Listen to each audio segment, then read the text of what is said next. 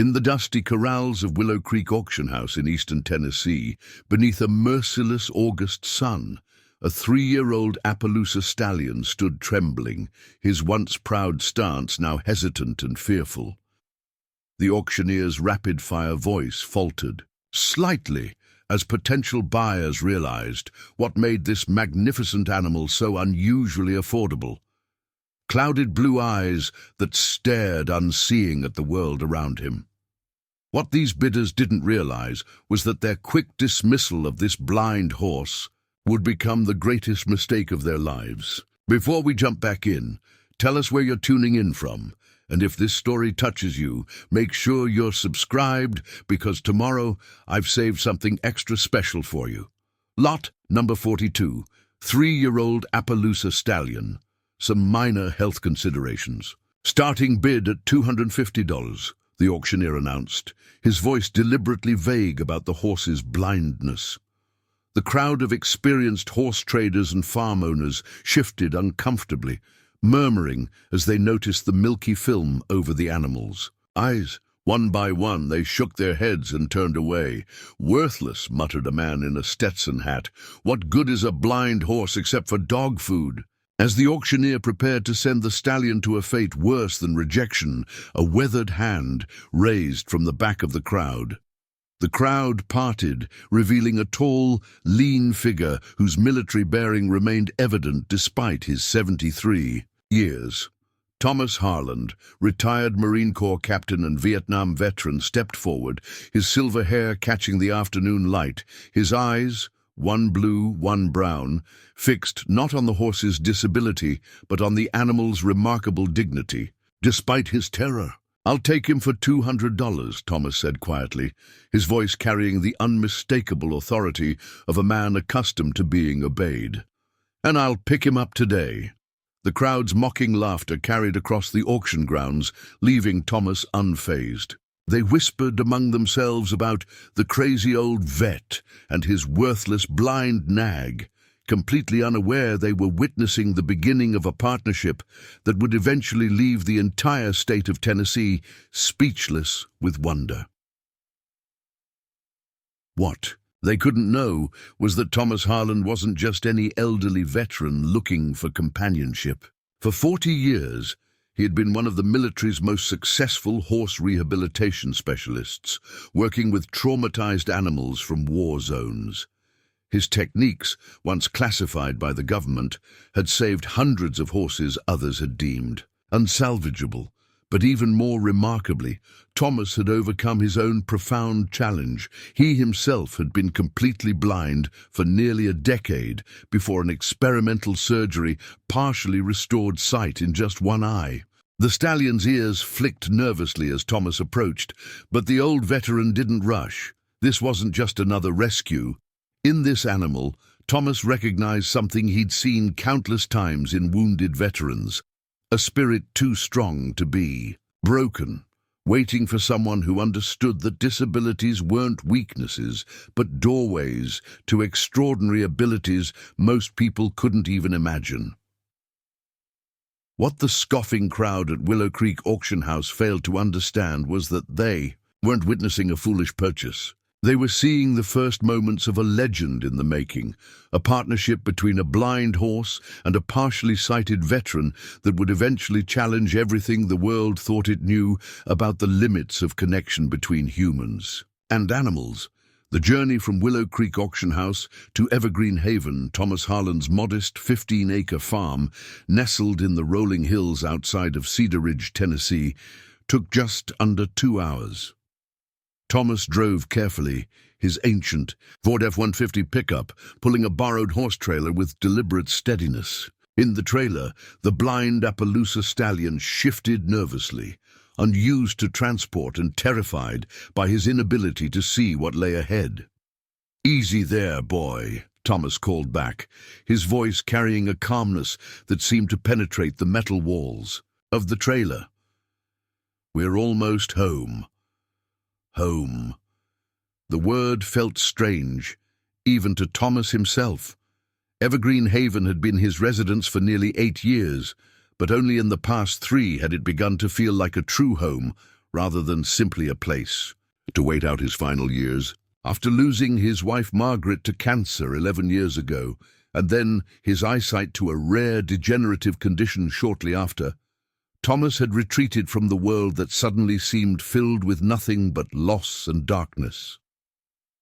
The experimental surgery 5 years ago that restored partial vision to his right eye had given him back some independence, but it was his decision to turn Evergreen Haven into a sanctuary for retired military horses that had truly saved him. Now, with 7 aging equines already in his care, he was bringing home something entirely different, a young, blind stallion with his whole life ahead of him.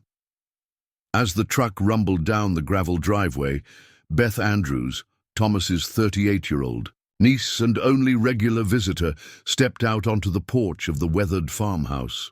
Her expression shifted from welcome to confusion as she spotted the unfamiliar trailer.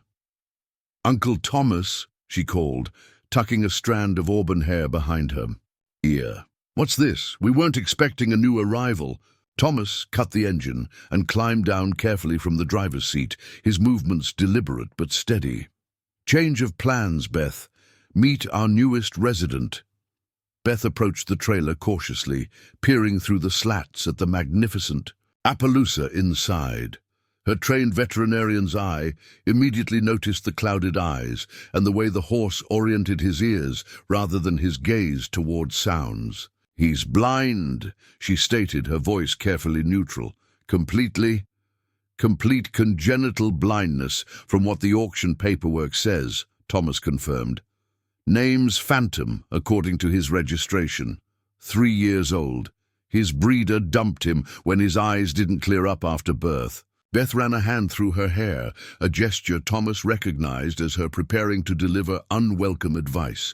"Uncle Thomas, I know your heart is in the right place, but a blind stallion, the liability alone—" "I know what I'm doing, Beth," Thomas interrupted, his tone gentle but firm. "I didn't make this decision lightly." Beth studied her uncle's face, recognizing the determination she'd seen countless times throughout her childhood. Thomas Harland had never been a man to back down once his mind was set. It was that same determination that had brought him home from Vietnam, when doctors said he wouldn't walk again after his helicopter crash, the same will that had helped him adapt to near-total blindness in his 60s. "What are you planning to do with him?" she asked finally. Thomas turned toward the trailer, where Phantom stood trembling, his nostrils flared as he processed the unfamiliar sense of his new home. "I'm going to teach him to trust again. And then I'm going to show this country what a blind horse can really do." Over the next 3 hours, Thomas demonstrated a patience that left even Beth, who had known him all her life, in awe.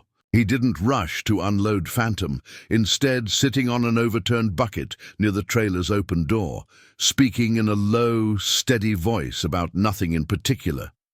The sound of spring peepers emerging for the evening, the quality of the Tennessee soil, the personalities of the other horses waiting in the pasture beyond. "Horses aren't that different from people who've seen combat," Thomas explained to Beth as they waited. "When your world becomes unpredictable and threatening, you need one thing more than anything else: consistency. He needs to know my voice. Means safety, that I'm the same person every time he hears me."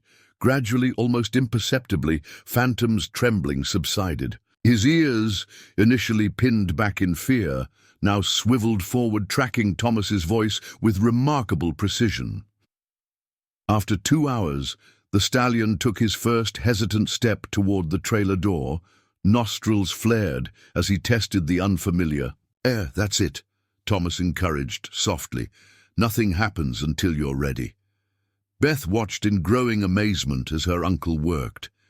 In her 15 years as a veterinarian, she'd seen dozens of approaches to handling difficult horses. But Thomas's method was unlike anything taught in veterinary school. He didn't dominate or coerce. He simply created a space where the horse could find its own courage. As dusk settled over Evergreen Haven, Phantom finally emerged completely from the trailer. Thomas hadn't touched him once during the entire process, allowing the stallion to navigate this new threshold entirely on his own terms. Once on solid ground, the horse's nostrils flared again, taking in the scents of grass, other horses in the distance, and the approaching night. "Welcome to Evergreen Haven, Phantom," Thomas said, standing perfectly still as the stallion cautiously extended his muzzle toward the sound of his voice. "This is your home now." For the first time, Phantom's muzzle made contact with Thomas's outstretched hand. The touch was fleeting, but in that brief connection, Beth witnessed something she couldn't quite explain, a recognition between two beings who understood what it meant to navigate a world you couldn't fully see. Later that evening, with Phantom settled in a spacious stall with fresh bedding and water, Beth joined her uncle on the farmhouse porch. The night was warm, filled with the chorus of cicadas and the occasional distant whinny from the pasture. "Why this horse, Uncle?" "Thomas?" she asked finally. There must have been a dozen animals at that auction that needed rescue. Thomas was silent for so long that Beth wondered if he'd heard her question. When he finally spoke, his voice carried the weight of memories she knew he rarely shared. "Did I ever tell you about my first week after losing my sight?" he asked. Beth shook her head, then remembered his partial vision. "No, you never talk about—" That time, Thomas rocked slowly in his chair, his gaze fixed on something beyond the darkened landscape before them. "I broke 17 dishes, bruised both shins black and blue, and fell down the porch steps twice. On the 7th day, I sat in the middle of the kitchen floor and cried like a child." He paused, "Not because I was hurt, but because I was terrified. The world had become an unpredictable place, filled with dangers I couldn't see coming." He turned toward Beth, his one seeing eye catching the soft light from the window. "When I looked at that stallion today, I saw myself from 12 years ago. Terrified, disoriented, but still fighting to make sense of a world that suddenly made no sense at all. Preparing and narrating this story took us a lot of time, so if you are enjoying it, subscribe to our channel. It means a lot to us. Now back to the story." Beth felt unexpected tears spring to her eyes. "You think you can help him because you've been where he is?" "I know I can," Thomas replied with quiet certainty. "And here's what all those fancy horse trainers at the auction couldn't understand. He can help me too. There are things about moving through the world without sight that I've forgotten since the surgery. Skills I had to develop that have gotten rusty. We'll learn from each other." Beth's medical training urged her to remain skeptical, to point out the practical challenges and safety concerns of Thomas's plan. But there was something in her uncle's expression that silenced her professional objections, a sense of purpose she hadn't seen since before his injury. "Just promise me you'll be careful," she said finally, "and call me if you need help, day or night." Thomas smiled, the lines around his eyes deepening. "I will. But Beth, I need you to understand something. I'm not just trying to save this horse. I believe this horse and I might be able to show people something important, that sometimes what looks like a disability isn't a limitation at all. It's just a different way of experiencing the world." Beth nodded, not entirely convinced, but willing to trust the man who had never given up on anything or anyone in his entire life. "I'll come by tomorrow after my morning appointments to check on him." "Perfect," Thomas replied. "But don't be surprised if things move slowly. Building trust takes time, especially with someone who's been betrayed before." That night, after Beth had gone, Thomas made his final check on Phantom before bed. The stallion stood alert in his stall, ears swiveling to track Thomas's approach. "Well, boy," Thomas said softly, "they think we're both past our prime. You because you can't see, and me because they think I'm just a broken-down old Marine with too many years behind him." He chuckled softly. "But you and I know something they don't we? Sometimes the strongest bonds are forged between the broken pieces." Phantom's ears pricked forward at the sound of Thomas's voice, and he took a tentative step closer to the stall door. "That's right," Thomas continued, not reaching for the horse but simply standing present. "We're just getting started, you and I, and we're going to show this county something they've never seen before." In the darkness of the barn, with only a single lantern casting long shadows, an elderly veteran and a blind stallion began the first night of what would become an extraordinary journey, one that would eventually draw people from 5 states to witness what most would have deemed impossible. But that night, it was just 2 souls recognizing in each other a kindred spirit, a shared understanding of how to find strength in darkness. What neither of them could know was that just 30 miles away, in the sprawling estate of Blue Diamond, Equestrian Center, plans were already being set in motion that would eventually threaten everything Thomas was building at Evergreen Haven. Walter Prescott, the wealthiest horse breeder in eastern Tennessee, had learned of the blind Appaloosa's bloodlines that connected directly to his own prize-winning stallions, and was already considering how to acquire the animal he viewed as nothing more than a valuable genetic resource. But that was a storm for another day. For now, in the peaceful quiet of Evergreen Haven, the foundation of trust was being laid between a man who had learned to see in new ways and a horse that would soon show the world how little eyes sometimes mattered in perceiving what was truly important. The morning sun filtered through the oak trees surrounding Evergreen Haven, casting dappled shadows across the paddock where Thomas Harland stood watching Phantom cautiously explore his new surroundings. The stallion moved with surprising grace, his ears constantly swiveling to track sounds, nostrils flaring to capture scents. Though only his second day at the farm, the horse had already begun mapping his environment through senses Thomas once had to rely on himself. "That's it," Thomas encouraged softly. "The world's a lot bigger than that auction stall." From the fence line, Ryan Mitchell leaned forward with interest. The 36-year-old local farrier had arrived early to check on the hooves of Thomas's other horses, but found himself captivated by the blind Appaloosa. "Never seen anything like it," Ryan remarked. "Most blind horses I've worked with bump into everything at first. This one's moving like he's been here for months." Thomas nodded, his expression thoughtful. "He's young enough that he hasn't learned to be afraid of his blindness yet. That's half the battle." Ryan studied the older man curiously.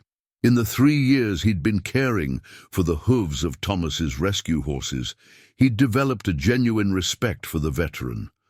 But there was something different about this particular rescue. A personal investment Ryan hadn't seen before.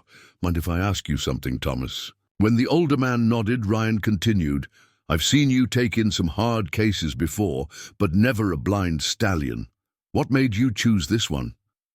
Thomas was silent for a long moment, his gaze following Phantom's careful movements around the paddock. When he finally spoke, his voice carried the weight of memories rarely shared. "I wasn't always the old horseman you see now," Thomas began. "Before Vietnam, before my time rehabilitating military horses, I was just a ranch kid from Western Montana with a gift for handling difficult animals." He settled against the fence post, his one good eye never leaving Phantom. "By 19, I was breaking horses that cowmen twice my age couldn't handle. Not through force, that was never my way, but through understanding. My father called it horse sense. But it was more than that. I could feel what they were feeling." Ryan listened, sensing he was being granted rare access to a history Thomas seldom discussed. "When I enlisted in '68, the Marines discovered this talent quick enough. Instead of putting me in regular combat units, they assigned me to a specialized program working with horses being used for reconnaissance in difficult terrain. Some of the animals had been traumatized by combat conditions, gunfire, explosions, the chaos of war." Thomas's voice grew softer, tinged with memories. "They called me the horse whisperer before that term existed. I could take animals others had given up on and help them find their courage again." Phantom had stopped moving, his ears pointed directly toward Thomas, as if listening to the story himself. "That all changed in '71. Our helicopter took ground. Fire near the DMZ. The crash killed 4 men instantly. 3 more died waiting for rescue. Thomas's hand unconsciously moved to his left leg. Shattered my leg in 16 places, damaged my spine, and left me with a traumatic brain injury that would eventually claim my eyesight decades later. Ryan remained silent, understanding now why Thomas felt such kinship with the blind stallion. The doctor said I'd never walk again, let alone ride. Told me to accept my new limitations. A small smile touched Thomas's weathered face. I've never been good at accepting limitations. Through months of grueling rehabilitation, Thomas had defied every medical prediction. Not only did he walk again, but by 73 he was back working with horses, this time for a classified military program that rehabilitated animals traumatized by warfare. For 40 years, I worked with horses others had given up on, from Vietnam to Desert Storm, Afghanistan to Iraq. Wherever military animals served, eventually the hardest cases found their way to me. Thomas's program had developed pioneering techniques for equine rehabilitation, methods that would later revolutionize civilian horse training. But the work remained largely classified, his contributions unknown outside military circles. When my eyesight began failing 12 years ago, it felt like cosmic irony. The man who'd specialized in helping traumatized animals now faced his own disabling condition. Thomas shook his head at the memory.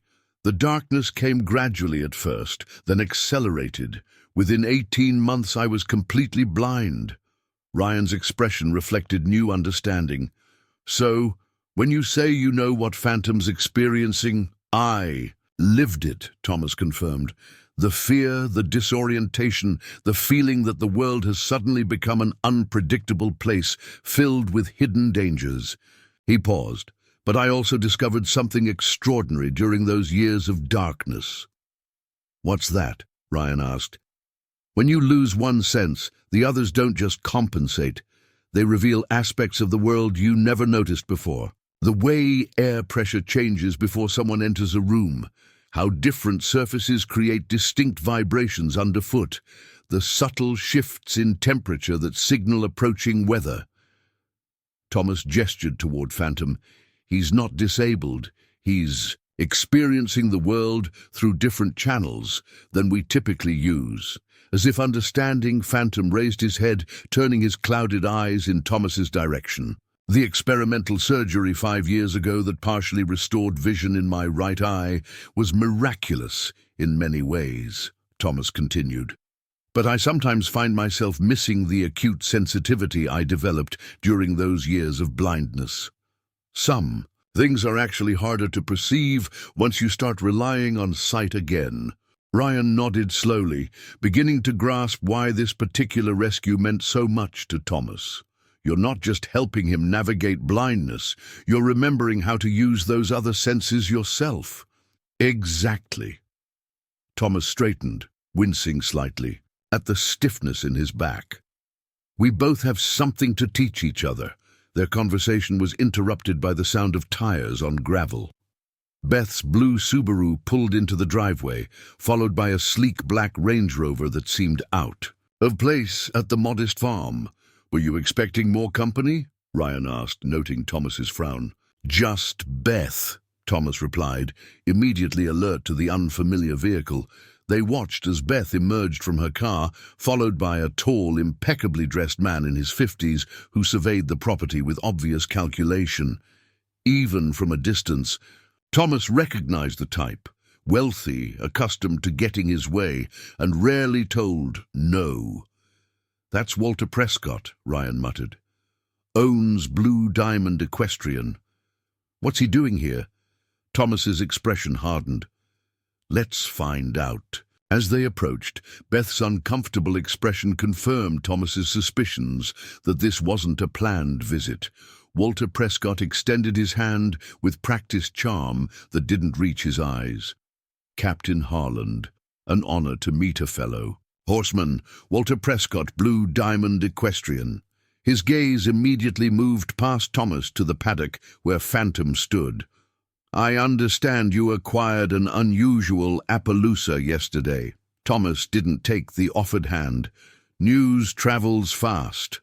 Prescott's smile remained fixed. The horse community is small around here. I happened to be looking for an Appaloosa with particular bloodlines when I heard about the blind stallion at Willow Creek. By the time my assistant arrived, you'd already purchased him. Rescued, Thomas corrected firmly. I rescued him. In course, Prescott agreed smoothly. A commendable act of charity. However, I believe that animal carries the Nightcloud bloodline that disappeared from registered breeding stock nearly a decade ago. I've been trying to reintroduce those genetics into my program for years.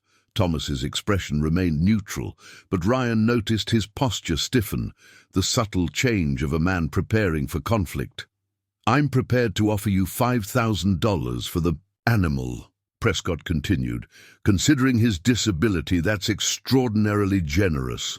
He's not for sale, Thomas replied without hesitation. For a moment, Prescott's polished veneer cracked, revealing a flash of irritation. Captain Harland, you must understand that a blind horse has no practical value. He can't be ridden, can't be shown, can't even safely navigate a pasture without injuring himself. Thomas's voice remained steady.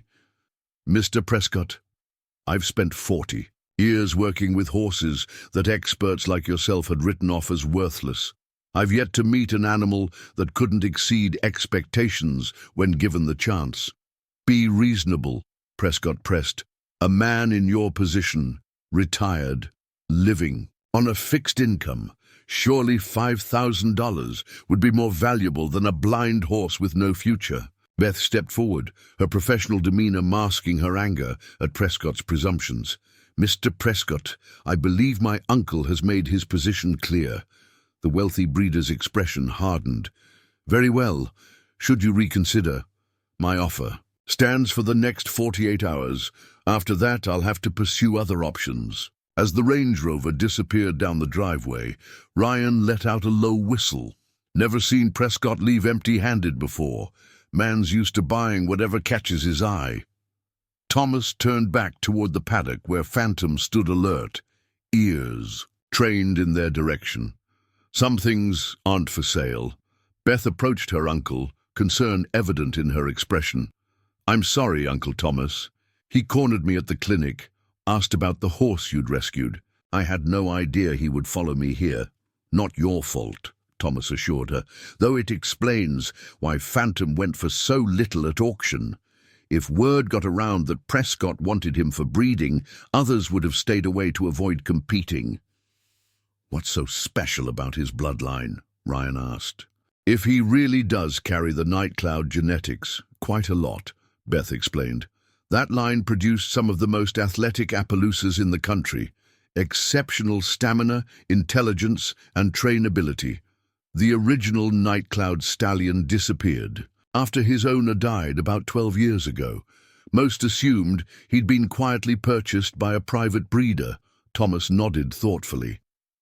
Which means Phantom might be one of the few direct descendants still carrying those genetics. Exactly, Beth confirmed. To someone like Prescott, those genes are worth far more than $5,000, even in a blind horse, Ryan frowned. You think he'll back off? Thomas's expression was grim. Men like Prescott don't accept no easily. But that's a problem for another day. He turned toward the house. Come inside. There's something I want to show you both. In the modest farmhouse kitchen, Thomas retrieved a worn leather portfolio from a locked drawer. Inside were photographs, official documents, and handwritten journals spanning decades, the record of his life's work with military horses. Most of what I did remained classified until 5 years ago, he explained, spreading out the materials. But now that it's been declassified, I can finally share some of what we learned about rehabilitation. Beth and Ryan leaned forward, examining photographs of Thomas, younger, straight-backed in his Marine uniform, working with horses in various military settings. One image showed him in desert fatigues, gently handling a trembling Arabian while helicopters hovered in the background. Another captured him, demonstrating techniques to a group of uniformed personnel, his hands positioned on a horse's muzzle in a specific pattern. This was the foundation of what we called sensory recalibration training, Thomas explained, pointing to diagrams in one of the journals. When horses experience trauma, their sensory processing becomes distorted. Ordinary stimuli trigger extraordinary fear responses. We developed methods to help them rebuild accurate associations. The pages detailed techniques, unlike anything Beth had learned in veterinary school, approaches that worked with the horse's natural sensory systems rather than against them. "And you think these methods will help Phantom?" she asked. "With modifications," Thomas confirmed. "Phantom doesn't have trauma to overcome. He's been blind since birth, but he does need to build confidence in navigating his world using his other senses. These techniques provide a framework." Ryan studied the diagrams with professional interest. "This approach to hoof awareness, it's similar to what some natural horsemanship trainers have started using, but more sophisticated." Thomas nodded. Many civilian training methods evolved from these military techniques after they were declassified, but few trainers understand the complete system or why specific elements work together. He turned to a section labeled acoustic mapping, a technique developed to help horses navigate using sound recognition. "This will be particularly valuable for Phantom. We'll create consistent sound markers throughout the property that he can use as reference points." Beth examined the detailed protocols with growing amazement.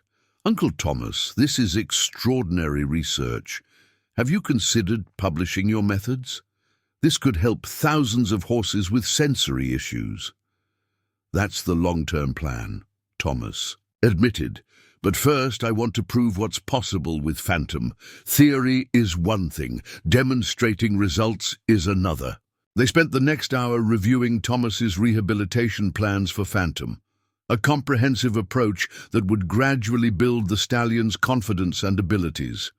The techniques were meticulously tailored to work with Phantom's blindness, rather than trying to compensate for it. "Most people make the mistake of feeling sorry for animals with disabilities," Thomas explained. "They lower their expectations, create artificial limitations. I've never met a horse that benefited from lowered expectations." As evening approached, Ryan and Beth prepared to leave, both with newfound appreciation for the depth of Thomas's knowledge and experience. What had seemed like a retired veteran's impulsive rescue now revealed itself as a carefully considered project built on decades of specialized expertise. At the door, Ryan hesitated. "Thomas, about Prescott. He doesn't give up easily when he wants something, and he has connections throughout the county." "I'm aware," Thomas replied calmly, "but I've faced worse than wealthy men used to getting their way." After they departed, Thomas returned to the barn to check on Phantom one final time before nightfall. The stallion had settled remarkably well, showing none of the anxiety typical of horses adjusting to new environments. "Made quite an impression." "Today," Thomas told him, keeping his voice soft and consistent as he approached the stall. "Seems you might be more valuable than either of us realized." Phantom's ears pricked forward at the sound of Thomas's voice, and he moved confidently to the stall door without hesitation. "You and I are going to prove something important," Thomas continued, allowing the horse to catch his scent. "Not just that a blind horse can function, that he can excel." As darkness settled over Evergreen Haven, Thomas made a decision. Walter Prescott's interest had accelerated his timeline, but perhaps that was for the best. If they were going to demonstrate what was possible with the right approach to Phantom's blindness, they couldn't afford to move slowly. Tomorrow, they would begin the first phase of a training program unlike anything attempted in civilian horsemanship, a program developed in the crucible of war, but adapted now to help one blind stallion navigate a world built for the sighted. And in doing so, perhaps they would change how people viewed disabilities altogether.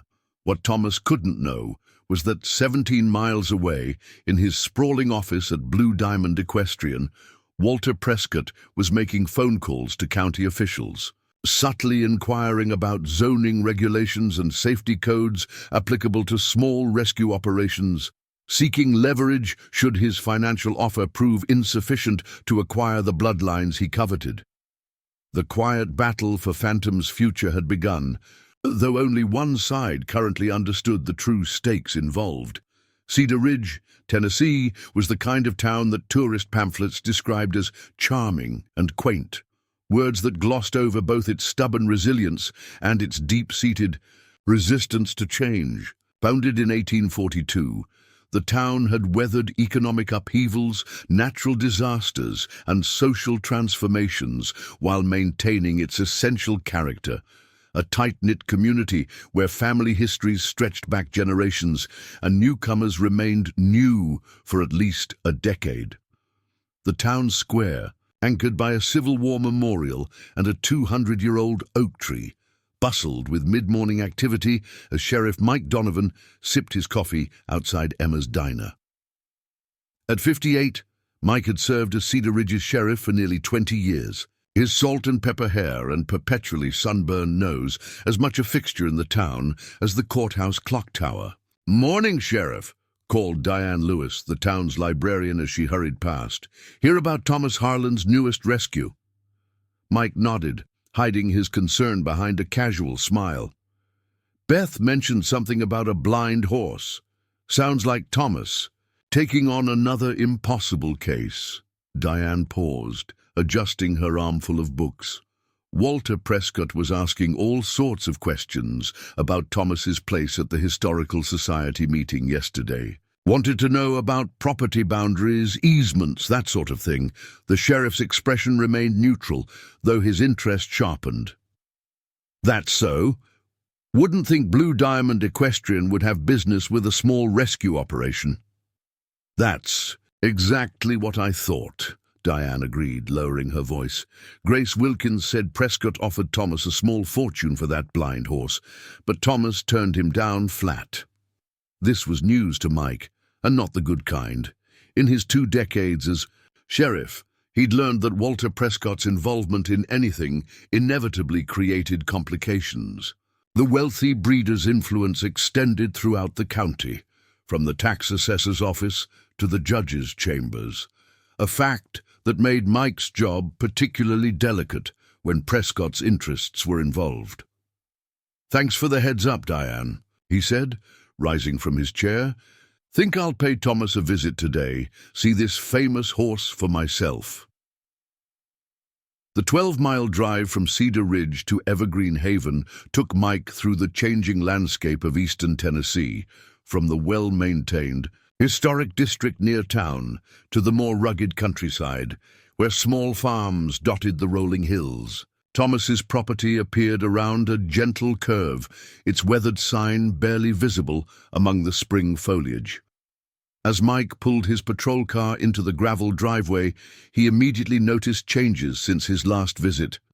New fencing had been installed around the main paddock, and a series of what appeared to be color-coded poles had been positioned at regular intervals throughout the property. Thomas emerged from the barn, wiping his hands on a rag, his expression brightening at the sight of his visitor. "Mike Donovan! To what do I owe the honor of a visit from Cedar Ridge finest?" The men shook hands warmly.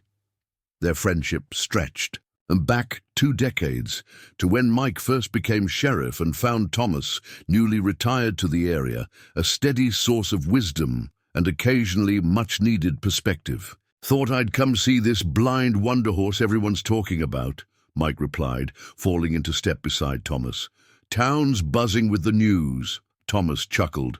"News travels fast in Cedar Ridge, though I doubt they're calling him a wonder horses just yet." "Maybe not," Mike conceded, "but they are saying Walter Prescott offered you a small fortune for him." Thomas's expression shifted subtly, not enough for most people to notice, but Mike had spent decades reading faces across interrogation tables. 5,000. Hardly a fortune, but certainly more than I paid. And you turned him down? I did. Mike surveyed the property, noting the careful preparations that had clearly been made for a blind horse's safety. Thomas, you know I don't interfere in private business matters, but Prescott isn't someone to take lightly. When he wants something, he usually gets it, Thomas finished. I'm aware of his reputation. They reached the paddock, where Phantom stood beneath an oak tree, his spotted coat gleaming in the dappled sunlight.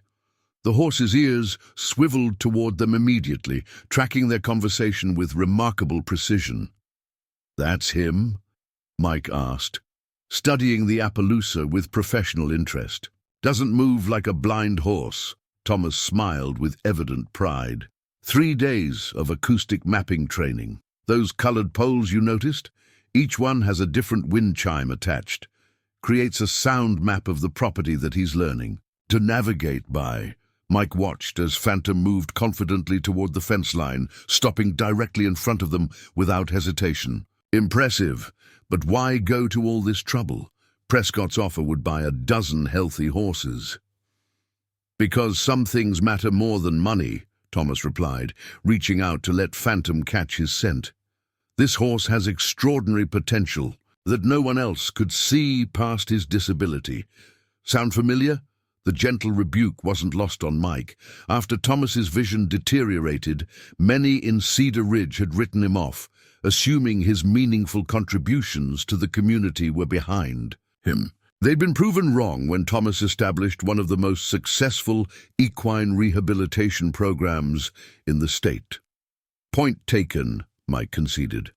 Still, Prescott has ways of making life difficult when he doesn't get what he wants. Let me show you something, Thomas said, leading the way toward the barn's tack room. Inside, Thomas retrieved a folder containing documentation on Phantom's bloodline, registration papers, breeding certificates, and a detailed ancestry chart that Mike, despite his limited knowledge of horses, could tell represented something significant. Phantom isn't just any Appaloosa, Thomas explained. He's a direct descendant of Night Cloud's legend, one of the most influential stallions in modern Appaloosa breeding. That bloodline was thought to be lost when the original owner died 12 years ago. Mike studied the papers with growing understanding. And Prescott wants these genetics for his breeding program. Exactly. But breeding isn't Phantom's purpose. Here, Thomas's voice softened. He has a different calling. Before Thomas could elaborate, the sound of an approaching vehicle drew their attention. Through the barn doorway, they watched a modest school bus painted with Cedar Ridge Youth Center on its side pull into the driveway. Right on time? Thomas noted, checking his watch. Mike, if you're not in a hurry, I'd like you to see what we're really doing here. Curious, Mike followed Thomas outside as 8 teenagers exited the bus, led by a tall African-American woman whose commanding presence immediately brought order to the group. The teens, ranging from 14 to 17, displayed the unmistakable signs of kids who had seen too much too soon: defensive postures, wary eyes, carefully cultivated indifference, masking vulnerability. Ms. Abernathy, Thomas greeted the woman warmly. Right on schedule.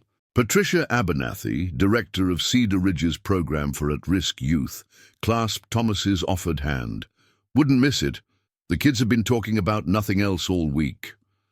She nodded respectfully to Mike. Sheriff. Mike returned the greeting. Increasingly intrigued by what Thomas had planned, Thomas addressed the teenagers directly, his manner neither condescending nor overly familiar, just straightforward respect. Thanks for coming today.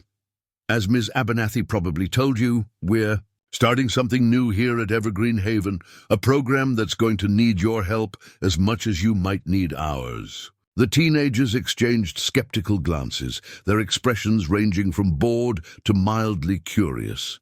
Only one, a tall, skinny boy with a faded bruise around his left eye, seemed genuinely interested. Before we start, Thomas continued, I want to introduce you to someone special. He led the group to the paddock where Phantom stood attentively, his ears tracking their approach. The teenagers hung back, uncertainty replacing their affected indifference. "This is Phantom," Thomas said. "He's an Appaloosa stallion, 3 years old, and he's been completely blind since birth." "For real?" asked a girl with vibrant purple hair, her surprise breaking through her carefully maintained disinterest. "He can't see anything?" "Nothing at all," Thomas confirmed, "but as you're about to learn, that doesn't make him helpless or less valuable." Over the next hour, Mike watched in growing amazement as Thomas conducted a demonstration unlike anything he'd ever seen. Using a series of specialized techniques, Thomas showed how Phantom had learned to navigate by sound, scent, touch, and air pressure changes, compensatory skills that allowed the blind horse to move with confidence through his environment. More remarkable was how quickly the teenagers engaged, their initial skepticism melting away as they witnessed what the horse could accomplish despite his disability. When Thomas invited them to help set up an obstacle course that Phantom would navigate using only audio cues, even the most reluctant participated. "Now," Thomas instructed, handing each teen a small bell with distinct tonal qualities, "You'll each stand at a specific point. When I give the signal, ring your bell once. Phantom will navigate the entire course using just these sound markers." Mike stood beside Patricia as the teenagers positioned themselves according to Thomas's instructions. "Did you know about this program?" he asked quietly. Patricia shook her head, her expression thoughtful.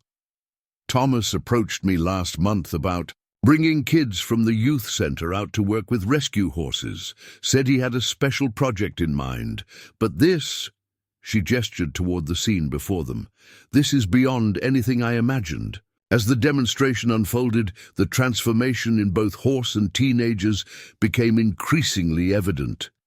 Phantom moved through the complex obstacle course with growing confidence, while the teens abandoned their defensive postures, calling, encouragement and gasping with genuine delight when the horse successfully navigated particularly challenging sections. Most striking was the change in the tall boy with the faded bruise. He had been assigned to the final station where Phantom would need to distinguish his bell from several similar-sounding ones placed as decoys. "Concentrate on making the sound consistent," Thomas instructed him. "He's counting on you to guide him home safely." The boy nodded, his usual defensive slouch replaced by focused attention. When his moment came, he rang the bell with perfect timing and remarkable steadiness. Phantom turned directly toward the sound, navigating past the decoys, without hesitation, and coming to a stop precisely in front of the boy. "He did it!" the teenager exclaimed, a genuine smile transforming his face. "You both did," Thomas corrected gently. "He trusted you to guide him, and you came through." Mike noticed something he hadn't expected, tears welling in the boy's eyes, before he quickly blinked them away. After the demonstration concluded, Thomas gathered the group for a discussion about what they'd witnessed. "What Phantom is teaching us," he explained, "is that limitations only define you if you let them. With the right support system and the willingness to adapt, challenges become opportunities to develop extraordinary abilities." The teenagers listened with uncharacteristic attentiveness, particularly when Thomas briefly shared his own experience with vision loss and rehabilitation. "That's why we're starting this program," Thomas concluded. "Each of you will be paired with one of our rescue horses for weekly sessions. You'll learn horsemanship, responsibility, and partnership. And in the process, you might discover strengths in yourself you never knew existed." As the teenagers reboarded the bus, their excitement was palpable. Even the most disaffected among them seemed genuinely eager to return for the next session. Patricia lingered behind, her expression thoughtful as she watched the bus depart. "Thomas, what you're doing here?" She paused, choosing her words carefully. "These kids have been written off by just about everyone. Schools see them as problems to manage. The community sees them as threats. Even their families sometimes see them as lost causes. Sound familiar? Thomas asked with a knowing smile. Patricia nodded. Just like they've written off that blind. A horse. But today I saw something change in Jason Wells. She nodded toward where the tall boy had stood. That boy hasn't smiled in the 3 months he's been in our program. His file says he's unreachable. Labels are convenient, Thomas replied. They're also frequently wrong. After Patricia departed, Mike helped Thomas put away the equipment from the demonstration. His perspective on the blind horse and its purpose at Evergreen Haven fundamentally altered. Not what you expected? Thomas asked, noting Mike's thoughtful expression. Not even close, Mike admitted. I thought this was about you taking in another rescue case, maybe even about thumbing your nose at Prescott's offer, but this is something else entirely. Thomas secured the last of the equipment before responding. When I lost my sight, the hardest part wasn't the darkness itself. It was how quickly people's expectations of me changed, how readily they defined me by what I couldn't do rather than what I could. He gestured toward the paddock where Phantom now grazed peacefully. That horse has never known what it means to see, yet he navigates his world with remarkable confidence. The kids from the youth center have been told they're broken, problematic, maybe even beyond reaching. Put them together, and they might just help each other heal, Mike finished. That's the hope. As they walked back toward Mike's patrol car, the sheriff's expression grew serious. Thomas, what you're doing here is important, but Prescott isn't going to back off easily, especially once he realizes you're using this horse for a youth program. Instead of breeding his valuable genetics, I'm counting on it, Thomas replied, with unexpected steel in his voice. Mike's eyebrows rose in surprise. You want him to keep pushing? Thomas smiled, though there was nothing gentle in the expression. Mike, I spent 40 years in situations where understanding your opponent's motivations meant the difference between success and failure. Sometimes, between life and death. He gazed out over the property, his one good eye taking in the preparations that had transformed Evergreen Haven in just a few days. Prescott sees a commodity where I see potential. He values bloodlines and profit where I value connection and healing. That fundamental difference means he'll consistently underestimate what we're building here and what we're willing to do to protect it.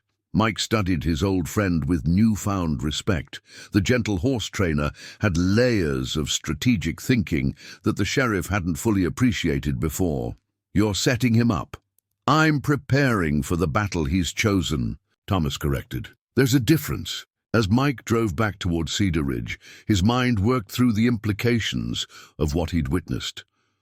Thomas Harland wasn't just running a horse rescue or even an innovative youth program. He was challenging fundamental assumptions about value, potential, and the labels society placed on both animals and humans deemed defective.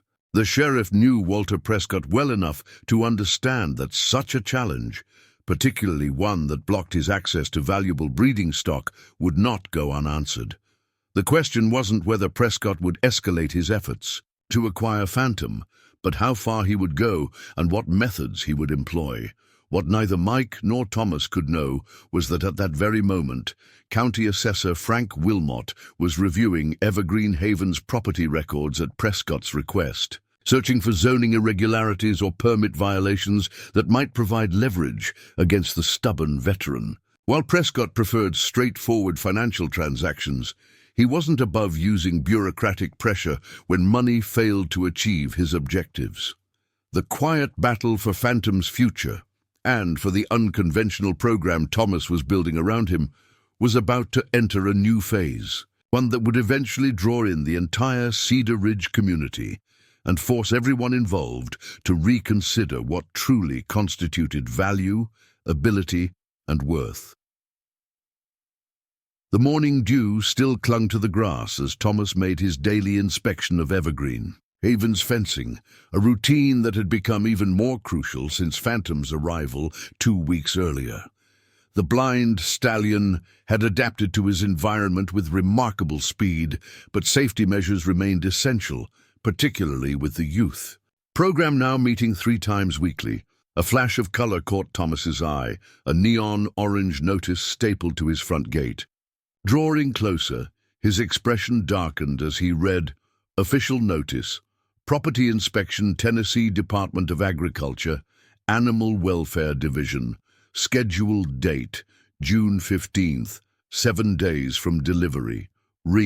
Complaint, TN 7729, alleged inadequate facilities. For housing of disabled livestock." Thomas carefully removed the notice, folding it into his pocket as Ryan Mitchell's truck pulled into the driveway. "Bad news?"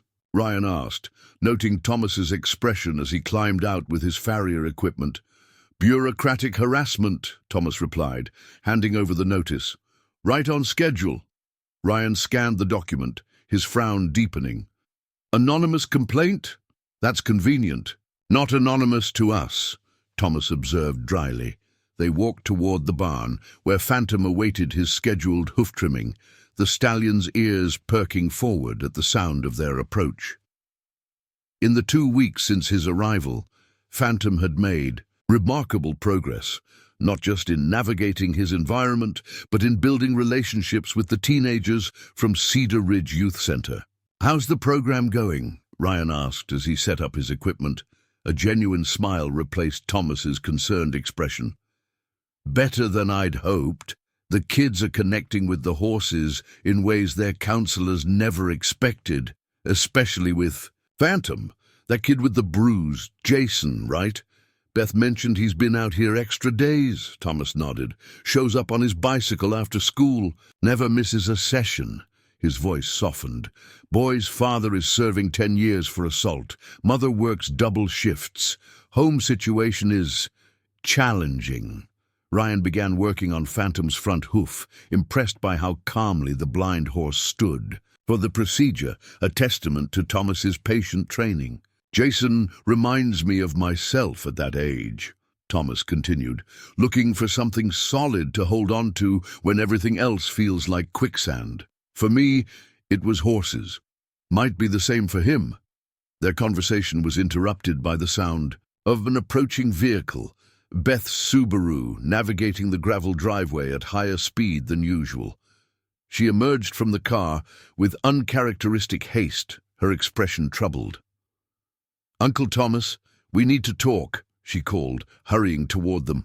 Thomas recognized the urgency in her voice. "What's happened?" Beth glanced at Ryan, who nodded encouragingly.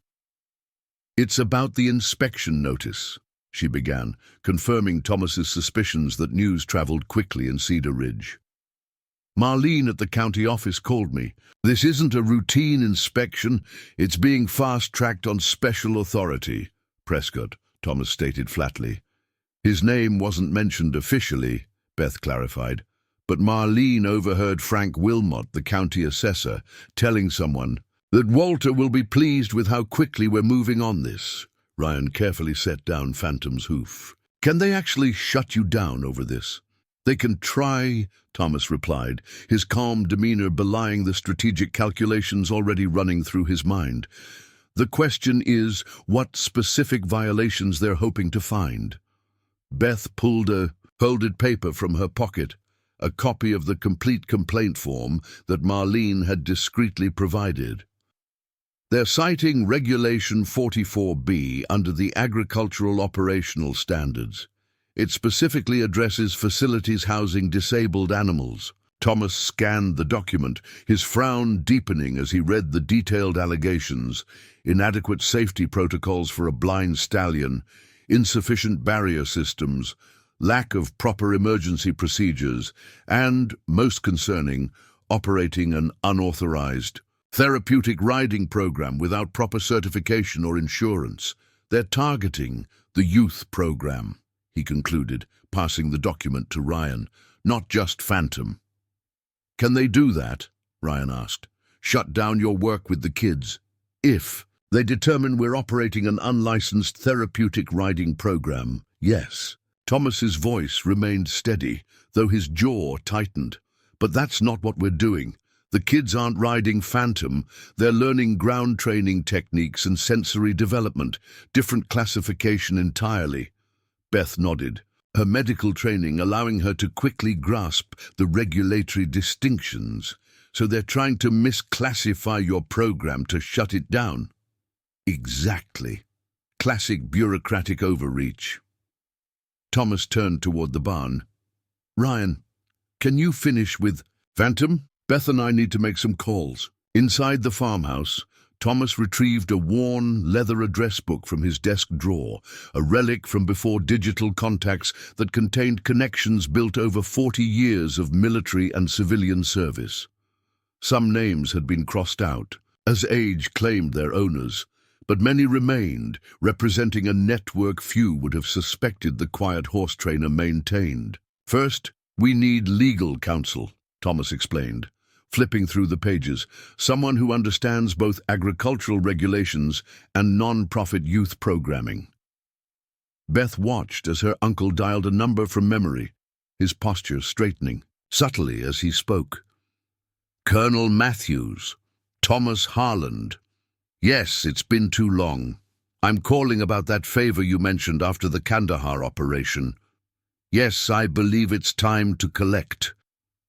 The conversation that followed revealed dimensions of Thomas's past that even Beth, who had known him her entire life, had never fully comprehended. The references to shared experiences, the coded language of military operations, the evident respect in the colonel's responses that carried clearly through the speaker, all painted a picture of Thomas Harland far more complex than the quiet horse trainer most people in Cedar Ridge knew. After arranging for the colonel's daughter, apparently a specialist in agricultural law, with the state attorney general's office, to review their situation, Thomas made 4 more calls in rapid succession. Each reached individuals strategically positioned to provide information or support. A former Marine, now working for the Tennessee Department of Agriculture, a journalist specializing in rural land use conflicts, the regional director of a veterans advocacy group, and finally Patricia Abernathy at the youth center. We need documentation of everything the program has accomplished in the past 2 weeks, Thomas explained to Patricia. Progress reports, psychological assessments, testimonials from the kids if possible. Patricia's voice came clearly through the speaker. Already ahead of you, Thomas. After Mike mentioned the possibility of interference, I started building a file. You wouldn't believe the progress metrics we're seeing, especially with Jason. His counselor says he's shown more positive development in 2 weeks with your program than in 3 months of conventional therapy. That's exactly what we need, Thomas affirmed. Hard data, not just anecdotes.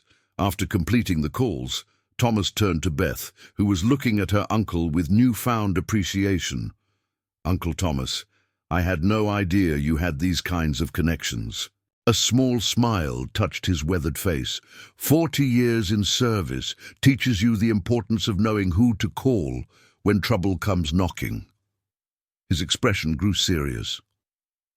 But more importantly, it teaches you to prepare your defenses before the attack arrives. You've been expecting this from the beginning, Beth realized, since the moment Prescott showed up. Men like Prescott follow predictable patterns, Thomas confirmed. When money doesn't work, they leverage influence. When influence meets resistance, they exploit regulations. It's never personal for them, just business. But it's personal. For you, Beth observed. Thomas's gaze drifted to the window, where he could see Phantom in the paddock, moving with increasing confidence through the environment Thomas had carefully designed for him. That horse represents everything I believe about overcoming limitations, not just physical ones, but the limitations others place on us through their expectations. His voice carried quiet conviction. The work we're doing with those kids follows the same principle. So yes, it's personal. The sound of tires on gravel announced another arrival. Through the window, they watched Sheriff Mike Donovan's patrol car pull up beside Ryan's truck. Right on time, Thomas noted, checking his watch. I called Mike while you were driving over. Outside, they found Ryan and Mike deep in conversation, their expressions equally concerned. "Thomas," Mike greeted him, "Ryan's filling me in. This inspection notice is moving faster than normal channels would allow." "Prescott's influence at work," Thomas confirmed. "Almost certainly," Mike agreed. "But there's more. County Commissioner Harrison has suddenly taken a personal interest in zoning compliance for rural properties, specifically properties running commercial operations in agriculturally zoned areas." Thomas raised an eyebrow. "Let me guess, Harrison owes Prescott for campaign contributions." "Harrison's 3 daughters compete in equestrian events," Mike explained. "Their horses are all boarded at Blue Diamond, with training scholarships courtesy of Walter Prescott Equestrian Foundation." The implications were clear. The pressure campaign was expanding beyond agricultural regulations to include zoning enforcement, creating multiple fronts of bureaucratic harassment. "They're hoping we'll give up rather than fight on all these fronts simultaneously," Thomas observed. "Standard intimidation strategy," Mike agreed. "Overwhelmed with bureaucracy until surrender looks like the rational choice." Beth's expression hardened with uncharacteristic anger. "This is ridiculous. The program is helping troubled kids, Phantom is thriving, and Evergreen Haven has operated as a horse property for decades.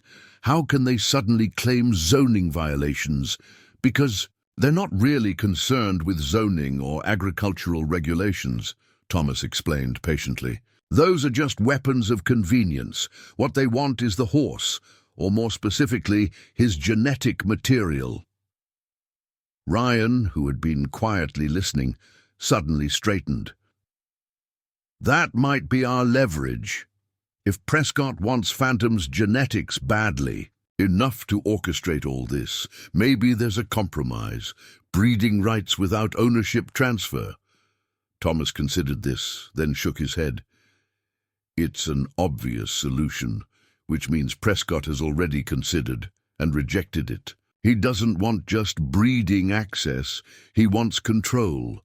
"Why?" Beth pressed. "What difference does ownership make if he gets the genetics?" Before Thomas could answer, the rumble of a school bus announced the arrival of the day's scheduled youth program session.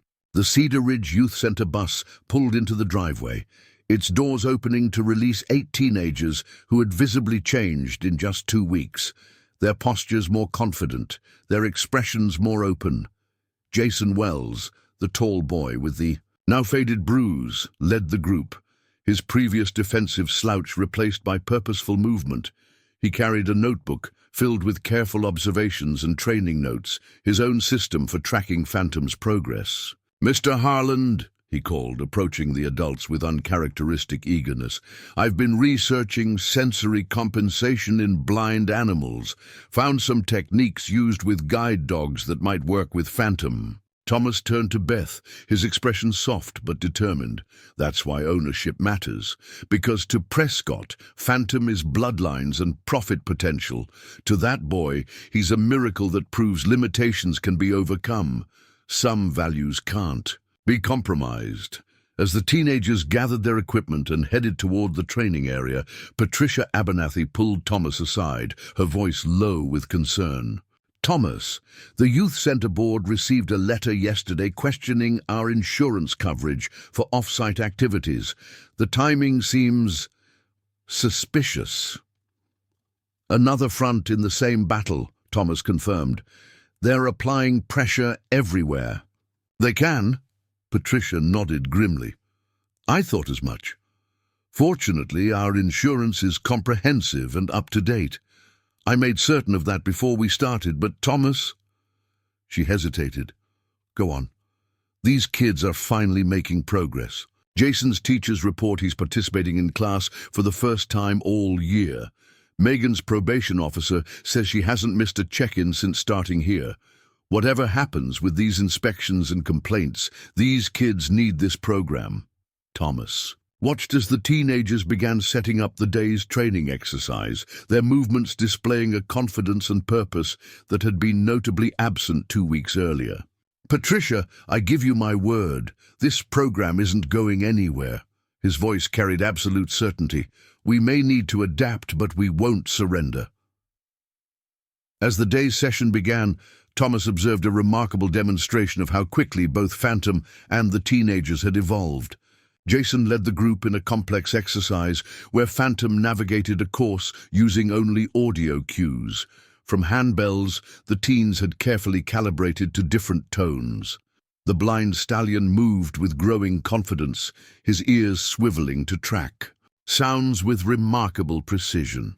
More striking was how the teenagers had developed their own communication system, coordinating their movements and signals with minimal verbal instruction, a synchronized team where 2 weeks earlier there had been only disconnected individuals. They're building something beautiful, Beth observed, watching from the fence line. Something worth fighting for.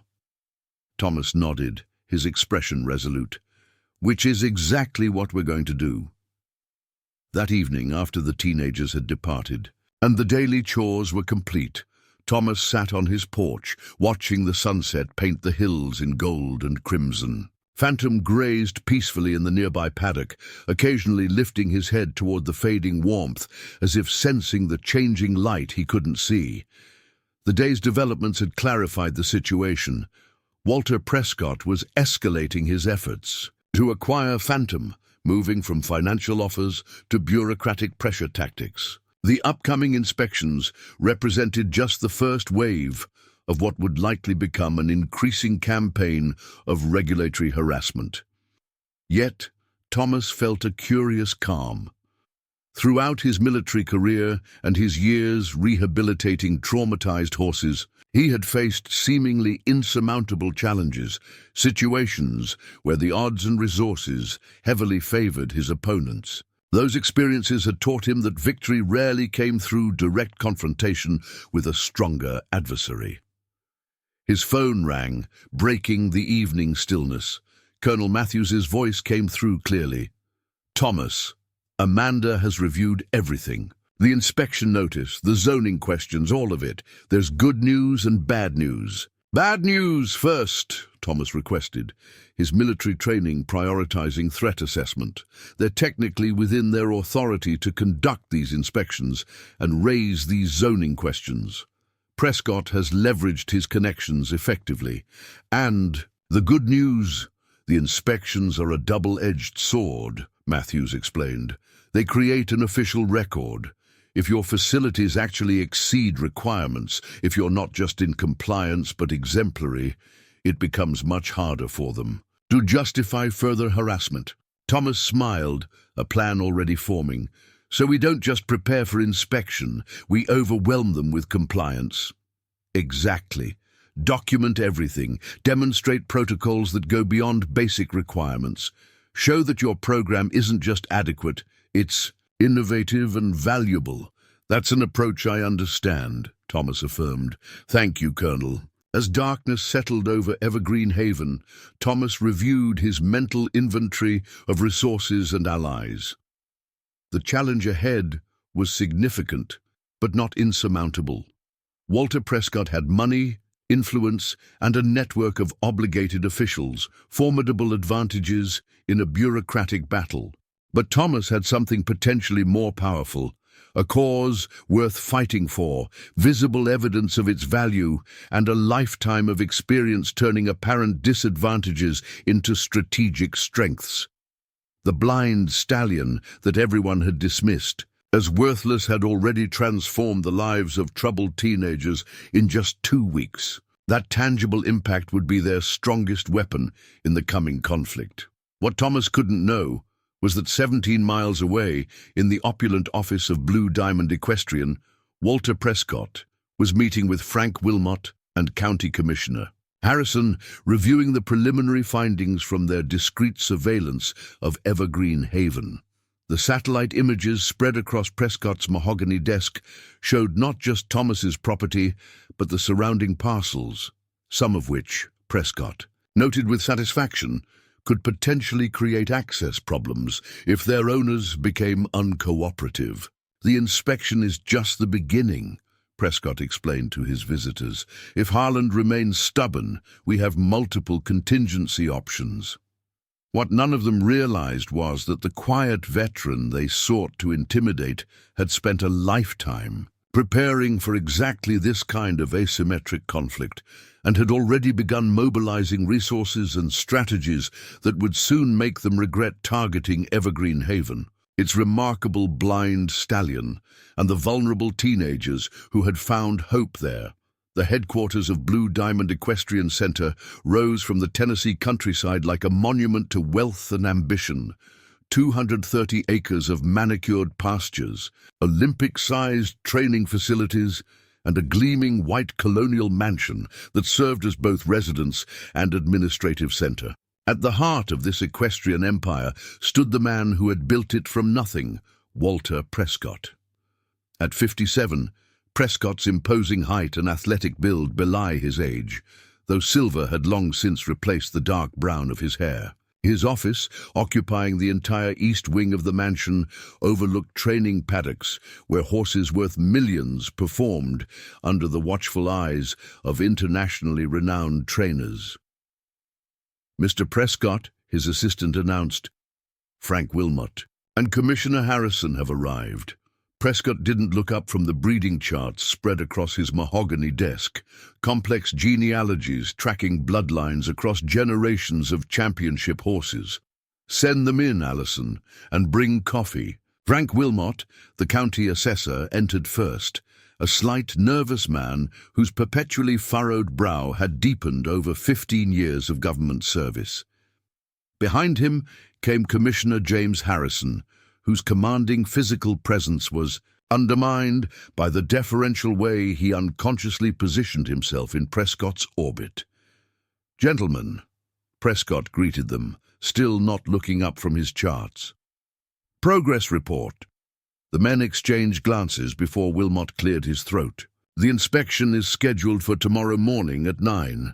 Agricultural Department Inspector Hoffman will conduct it personally." "Hoffman reliable?" Prescott finally raised his gaze. "He understands the political realities," Harrison confirmed. 3 years from retirement, my daughter works for the State Tourism Office, a position I helped secure." Prescott nodded approvingly. "Hoffman would find what they needed him to find. And the zoning question? I've red-flagged Evergreen Haven for commercial activity in an agricultural zone," Wilmot reported. "The youth center program technically qualifies as commercial use, since the teenagers don't reside on the property." "Excellent." Prescott rose, moving to the floor-to-ceiling windows that showcased his empire. "And our contingency options?" Harrison shifted uncomfortably. "The access road issue is complicated. We've confirmed that Harland's eastern property line borders state-owned conservation land. His only road access is through the western boundary, which adjoins the Matthews property." Prescott finished, irritation edging his voice. "Any leverage there?" "None immediately apparent," Wilmot admitted. "The Matthews family has owned that land for 4 generations. No tax issues, no violations, no outstanding debts." Prescott's expression hardened. He disliked complications, particularly when they threaten time-sensitive objectives. "Gentlemen, let me clarify what's at stake here."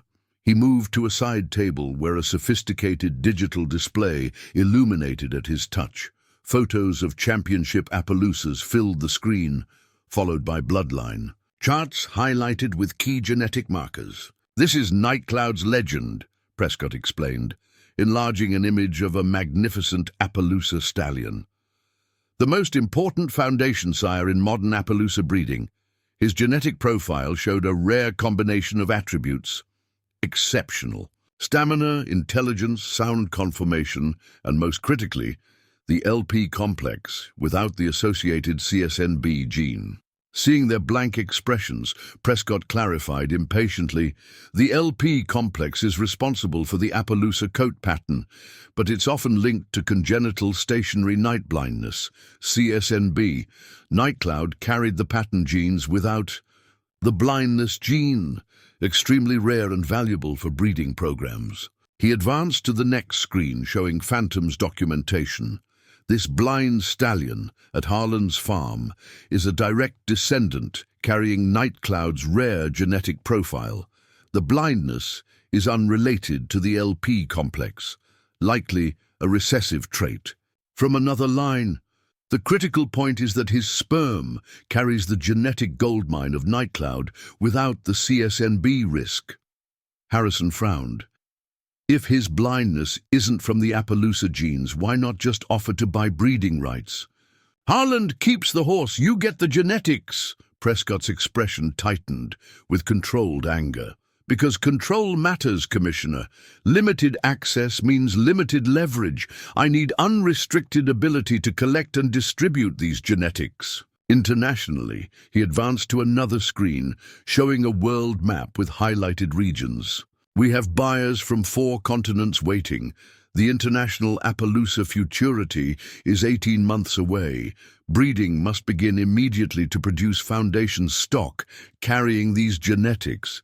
What Prescott didn't articulate, what he never discussed openly, was the bitter personal history underlying his obsession with these particular bloodlines. 20 years earlier, Nightcloud's legend had been within his grasp, a deal nearly completed with the original owner, when a last-minute betrayal had sent the stallion to a competing farm.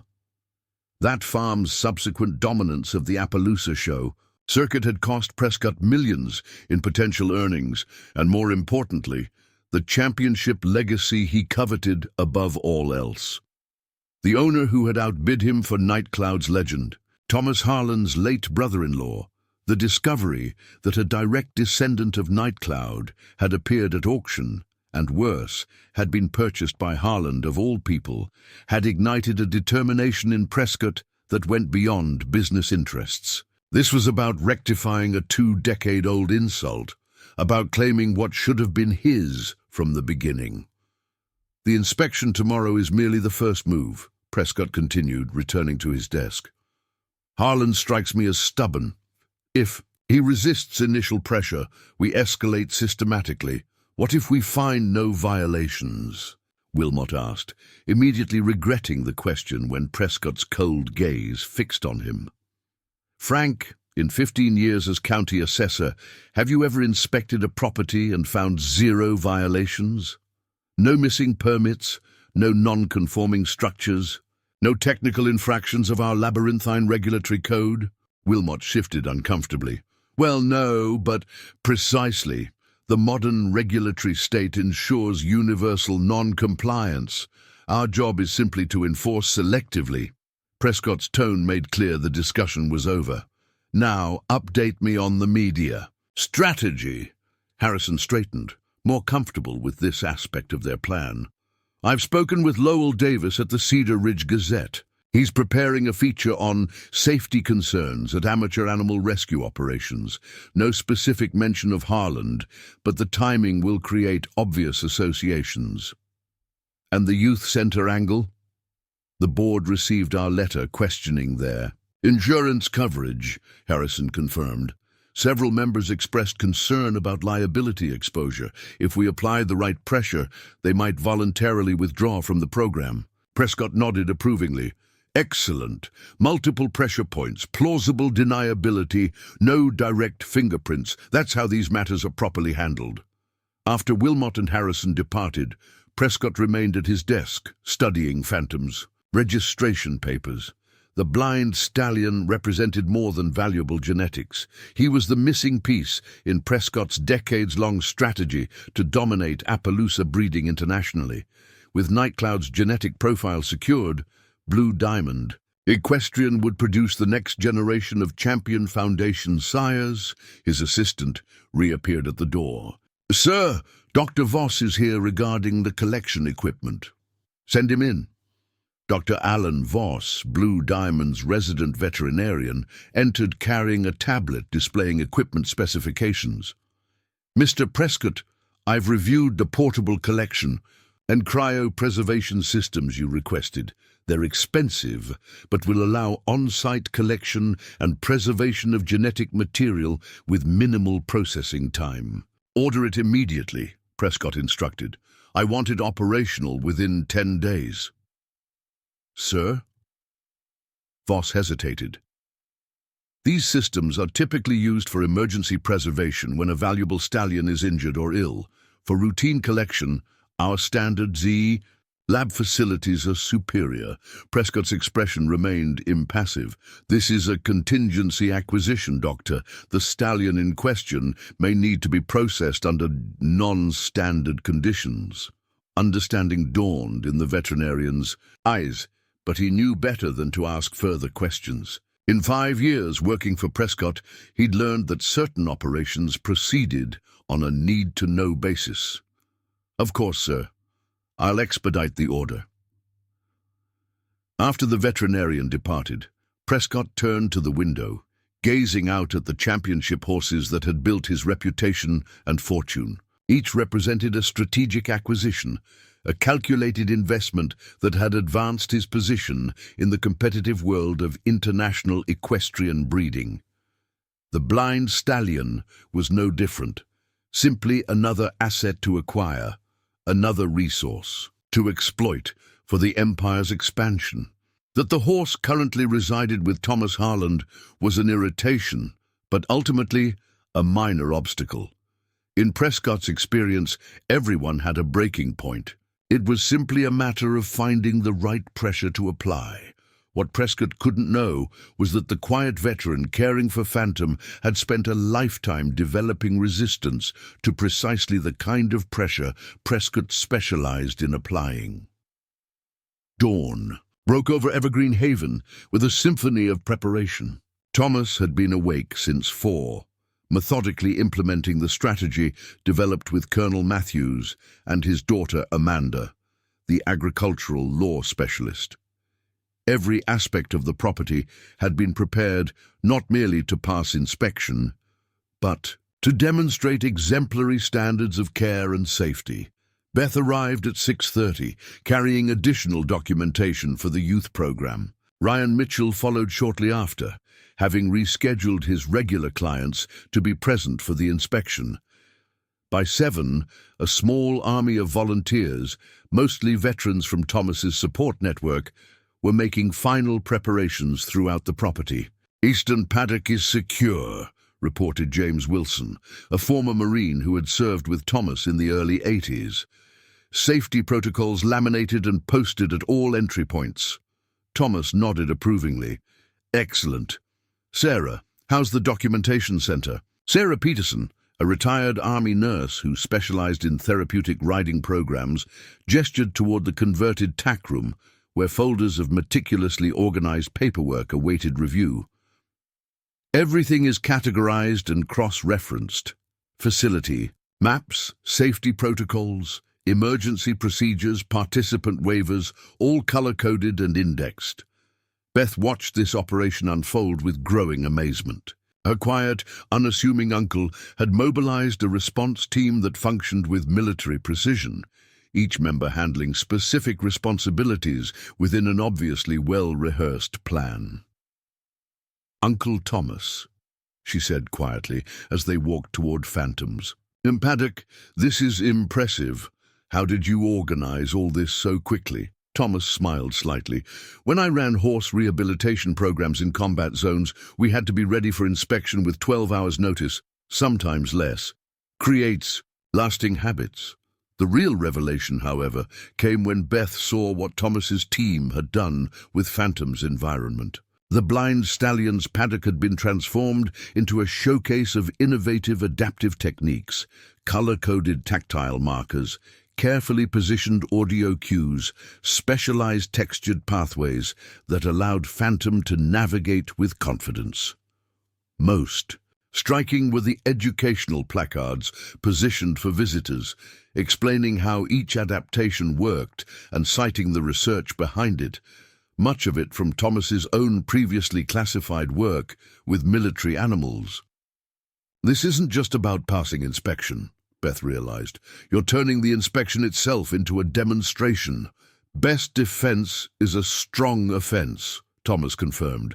Instead of defending against allegations of inadequate facilities, we're showcasing revolutionary approaches to equine sensory adaptation. At 8:45, Sheriff Mike Donovan's patrol car pulled into the driveway. Though not officially part of the inspection, Mike had arranged to be present, coincidentally, to document the proceedings. "Morning, Thomas," he called, surveying the well-organized property with approval.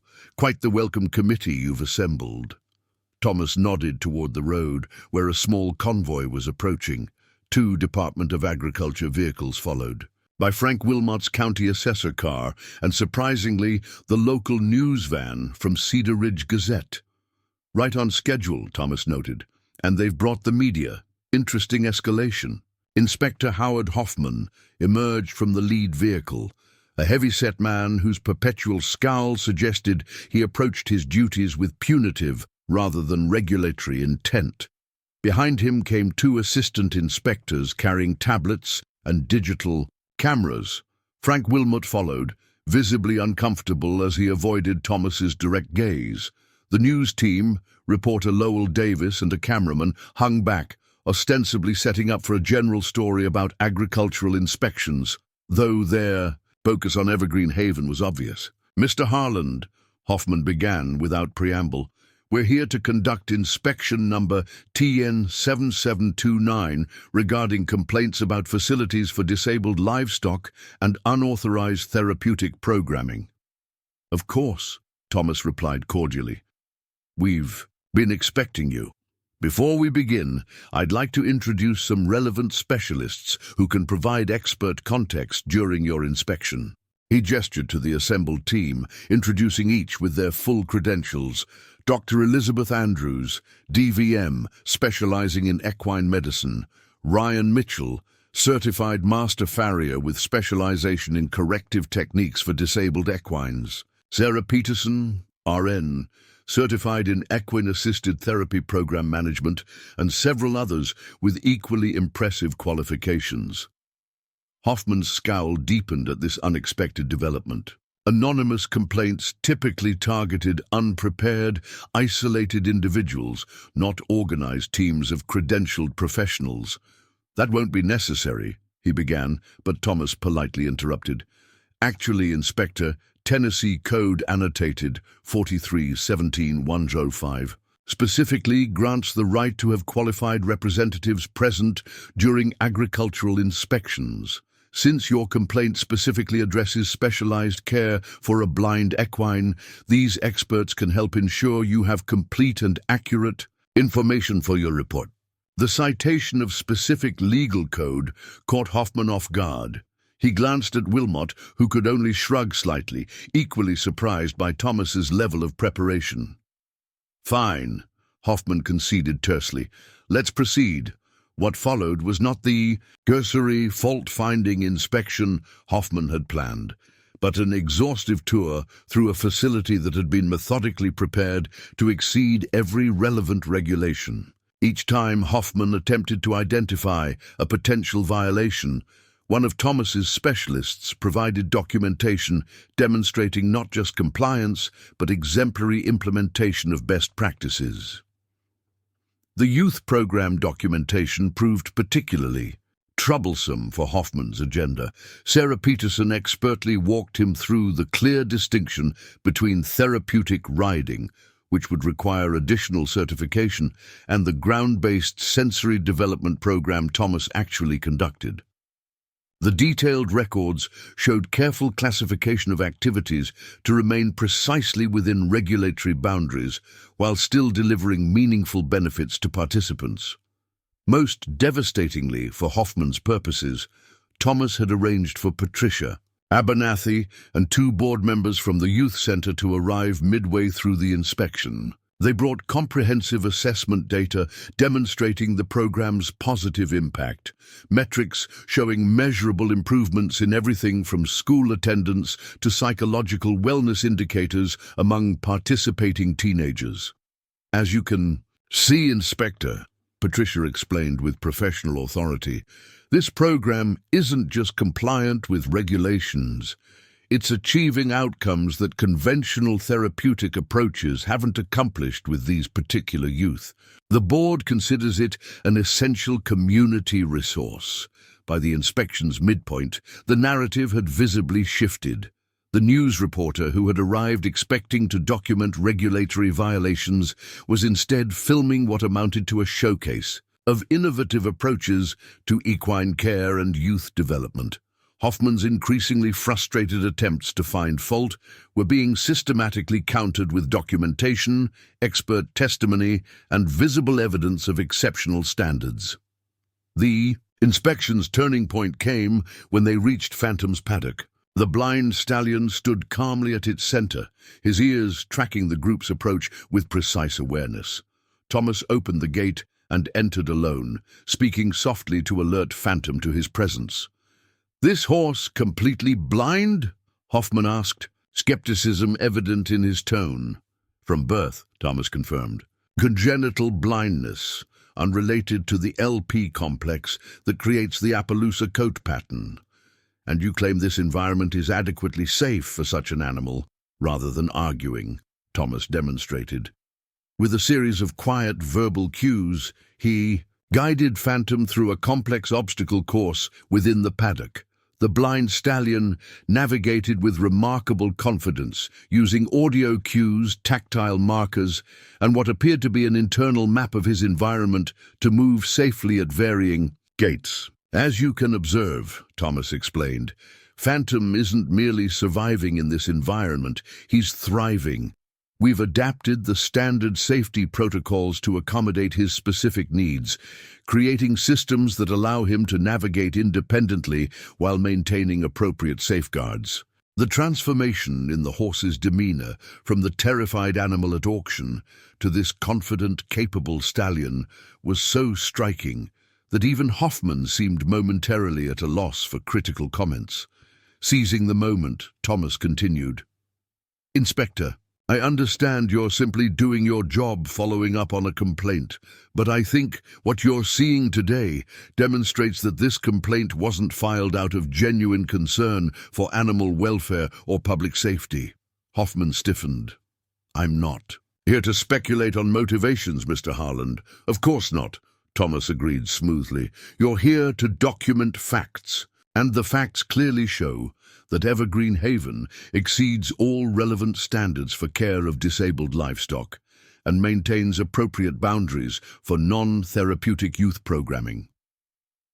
The inspector glanced toward Frank Wilmot, who had remained unusually quiet throughout the inspection.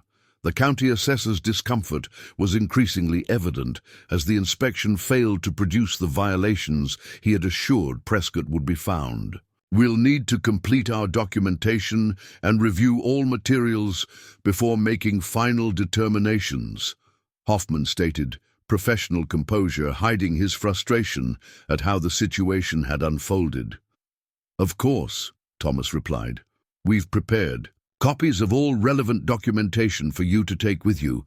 Sarah will show you to our documentation center."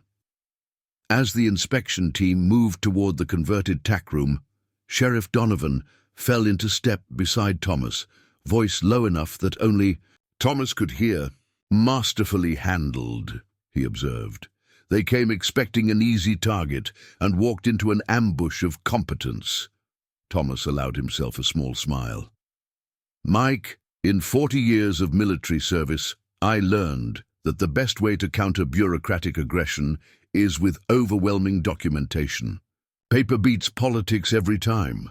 What neither man could see was the calculating expression on Frank Wilmot's face as he made a discreet call from the edge of the property, updating Walter Prescott on the inspection's unexpected developments. The quiet battle for Phantom's future had taken its first decisive turn, but as Thomas well knew from his military experience, initial victories often triggered more dangerous counter-responses. Walter Prescott had underestimated his opponent today, but Thomas harbored no illusions that the wealthy breeder would simply accept defeat and retreat. The real conflict was just beginning, and its next phase would likely target vulnerabilities. that even Thomas's meticulous preparations hadn't fully secured. The early morning mist clung to the meadows of Evergreen Haven as Thomas made his way through the carefully established routine that had governed his days since Phantom's arrival. 3 weeks had passed since the inspection, resulting in a surprisingly positive official report that had momentarily stalled Prescott's bureaucratic offensive. The brief respite had allowed Thomas to focus on what truly mattered: developing Phantom's abilities and expanding the youth program that had already shown remarkable results. Today would be particularly significant. The veteran support group Thomas had helped establish years earlier would be visiting for the first time to observe the training methods he'd developed for Phantom, techniques that held potential applications for humans dealing with sensory processing challenges, particularly those with combat-related traumas. "Morning, old friend," Thomas greeted Phantom, who immediately turned toward the familiar voice, ears forward with recognition. The bond between them had deepened daily, a connection built on mutual trust and understanding that transcended conventional horse-human relationships. Thomas entered the paddock, carrying what appeared to be ordinary equipment: lead ropes, training halters, and various grooming tools. Yet each had been subtly modified based on principles developed during his classified military work: tactile indicators woven into the rope's length, specific pressure points built into the halter design, brushes with varying textures to stimulate different sensory responses. "Let's begin with the sensory circuit," Thomas said, his voice maintaining the consistent tone and volume that had become part of their communication system. What followed would have astonished conventional horse trainers. Rather than focusing on typical ground training exercises, Thomas guided Phantom through a series of stations designed to enhance the stallion's already remarkable sensory compensation abilities. At each station, specific challenges required Phantom to utilize different non-visual senses, distinguishing objects by scent, navigating by sound differentiation, detecting subtle ground vibrations, and responding to minute air pressure changes. Beth arrived as they completed the circuit, carrying coffee and fresh-baked muffins from Emma's diner. She paused at the fence, observing the seamless communication between her uncle and the blind stallion. "He's getting faster at the scent differentiation," she noted, handing Thomas a steaming cup as he exited the paddock. Thomas nodded, pride evident in his expression. "Identified all 8 scent markers in under 2 minutes today. Better than most detection dogs in early training." They walked toward the barn, where Thomas had established a small classroom area for the youth program. The walls displayed educational materials developed over the past month: anatomical diagrams of equine sensory systems, charts tracking Phantom's progress in various skills, and most prominently, a large map of the property with overlaid sensory waypoints that the blind stallion now navigated with increasing confidence. "The veterans arrive at 10, Beth asked, checking the detailed daily schedule Thomas maintained. 9:30 for briefing, then observation at 10, Thomas confirmed.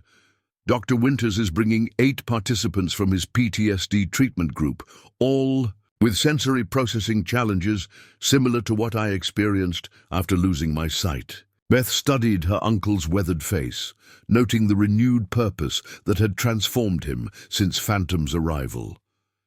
"You've been planning this connection between equine and human sensory adaptation for some time, haven't you?" Thomas smiled, slightly. 20 years of rehabilitation work with traumatized military horses taught me something crucial. The techniques that help animals reintegrate their sensory experiences often work remarkably well for humans with similar challenges. He gestured toward a section of the classroom where specialized equipment was arranged: blindfolds, headphones, textured gloves, and various handheld devices. "When I lost my sight, I had to rebuild my entire sensory framework, learn to navigate by sound, touch, air pressure changes. The military doctors had protocols, but they were mechanical, clinical, What really helped was applying what I knew from working with horses." His voice softened with memory. "Animals don't overthink sensory processing. They simply adapt, finding new pathways when old ones fail." Beth recognized in her uncle's expression the rare vulnerability he showed only when discussing this period of his life. "That's why Phantom means so much to you. He's not just a rescue case, he's living proof of your theories about sensory adaptation." "He's more than that," Thomas admitted. "He's a bridge between my past work and what might be my most important contribution." Their conversation was interrupted by the arrival of the first youth center van. Jason Wells emerged before the vehicle had fully stopped, his previous defensive posture replaced by purposeful enthusiasm. He carried a notebook filled with observations and research notes, a striking transformation for a boy whose school records showed consistent academic disengagement before joining the program. "Mr. Harland," he called, approaching with uncharacteristic confidence. "I tested those modified clickers we discussed. The frequency adjustments definitely improved Phantom's directional response." He handed Thomas several small devices, each subtly different in design. The one with the blue grip worked best, 3 seconds faster target acquisition than the standard model. Thomas examined the modified clickers with genuine interest. "Excellent work, Jason. The frequency modulation was your idea. Credit where it's due." The teenager's posture straightened imperceptibly at the acknowledgement. "I've been researching applications for humans too," he continued, lowering his voice slightly. "For people with processing disorders or sensory integration challenges. The principles are surprisingly similar." Beth observed this exchange with wonderment. The sullen, withdrawn boy from just weeks earlier was now confidently discussing research methodology with her uncle, demonstrating an intellectual engagement that his teachers had deemed impossible. As other teenagers arrived, each immediately assumed responsibilities within the well-established morning routine. Tasks that initially required constant supervision now proceeded with remarkable independence. Feed measurement, water quality testing, environmental enrichment setup, and safety checks all completed with precision. Most striking was their interaction with Phantom. The blind stallion had become the program's centerpiece, a living demonstration that perceived limitations could be transformed into unique capabilities through proper understanding and adaptation. "They've created their own system," Beth marveled, watching 2 girls set up the day's training course using color-coded markers and specialized acoustic beacons. "It's like they've internalized the entire methodology." "That's the real breakthrough," Thomas agreed. "They're not just following instructions anymore. They're innovating, finding new applications. Jason's frequency modifications weren't my idea. He developed them independently based on understanding the underlying principles." Thomas checked his watch as the sound of approaching vehicles announced new arrivals. "The veterans are here. Would you mind overseeing the morning routine while I meet them?" Dr. Mark Winters, a VE psychiatrist specializing in combat-related trauma, led the group of veterans ranging in age from 26 to 70. Despite their diverse backgrounds, different conflicts, different branches of service, they shared the hypervigilance and sensory processing challenges common to combat PTSD. Thomas greeted them with the immediate camaraderie that exists between those who have served, regardless of when or where. No excessive formality, no unnecessary words, just the straightforward connection of shared experience. "Welcome to Evergreen Haven," he said simply. "Before we observe the horsework, I want to clarify what we're doing here. This isn't a conventional therapy program. We're not working from a psychological model, but a neurological one, specifically how brains rebuild sensory integration pathways after trauma." He directed them to a seating area in the classroom where the youth program participants were now conducting their morning meeting, discussing the day's objectives with remarkable focus and organization. Those kids, Thomas continued, are classified as at-risk youth, behavioral issues, academic failure, unstable home environments. 6 weeks ago, most couldn't focus on a task for 5 minutes. Now they're managing complex training protocols independently. Dr. Winters nodded approvingly. Impressive transformation. What's your methodology? The foundation comes from work I did for 20 years with military horses, Thomas explained. Animals exposed to combat environments develop sensory processing disorders remarkably similar to human PTSD, hypervigilance, startle responses, dissociation, difficulty filtering relevant from irrelevant stimuli. He handed out folders containing summaries of his approach, carefully sanitizing classified information but preserving the core principles. Conventional therapy focuses heavily on cognitive processing, talking through trauma, reframing experiences. Valuable work, Thomas acknowledged with a respectful nod to Dr. Winters, but incomplete. Our approach targets the neurological disruption directly through structured, sensory reintegration experiences. One veteran, a woman in her 30s, with the controlled stillness common to those constantly managing anxiety, raised her hand. How does this relate to the blind horse we've heard about? Thomas smiled. That's the unexpected breakthrough.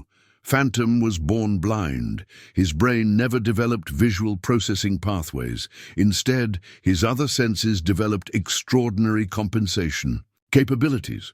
Working with him revealed principles that apply directly to sensory reintegration after trauma. He gestured toward the paddock where the teenagers were now setting up for the morning's demonstration. When your brain's normal sensory processing is disrupted, whether by blindness or trauma, you need to establish new integration pathways. What we've discovered is that this happens most effectively through progressive, structured exposure in environments with precise sensory control.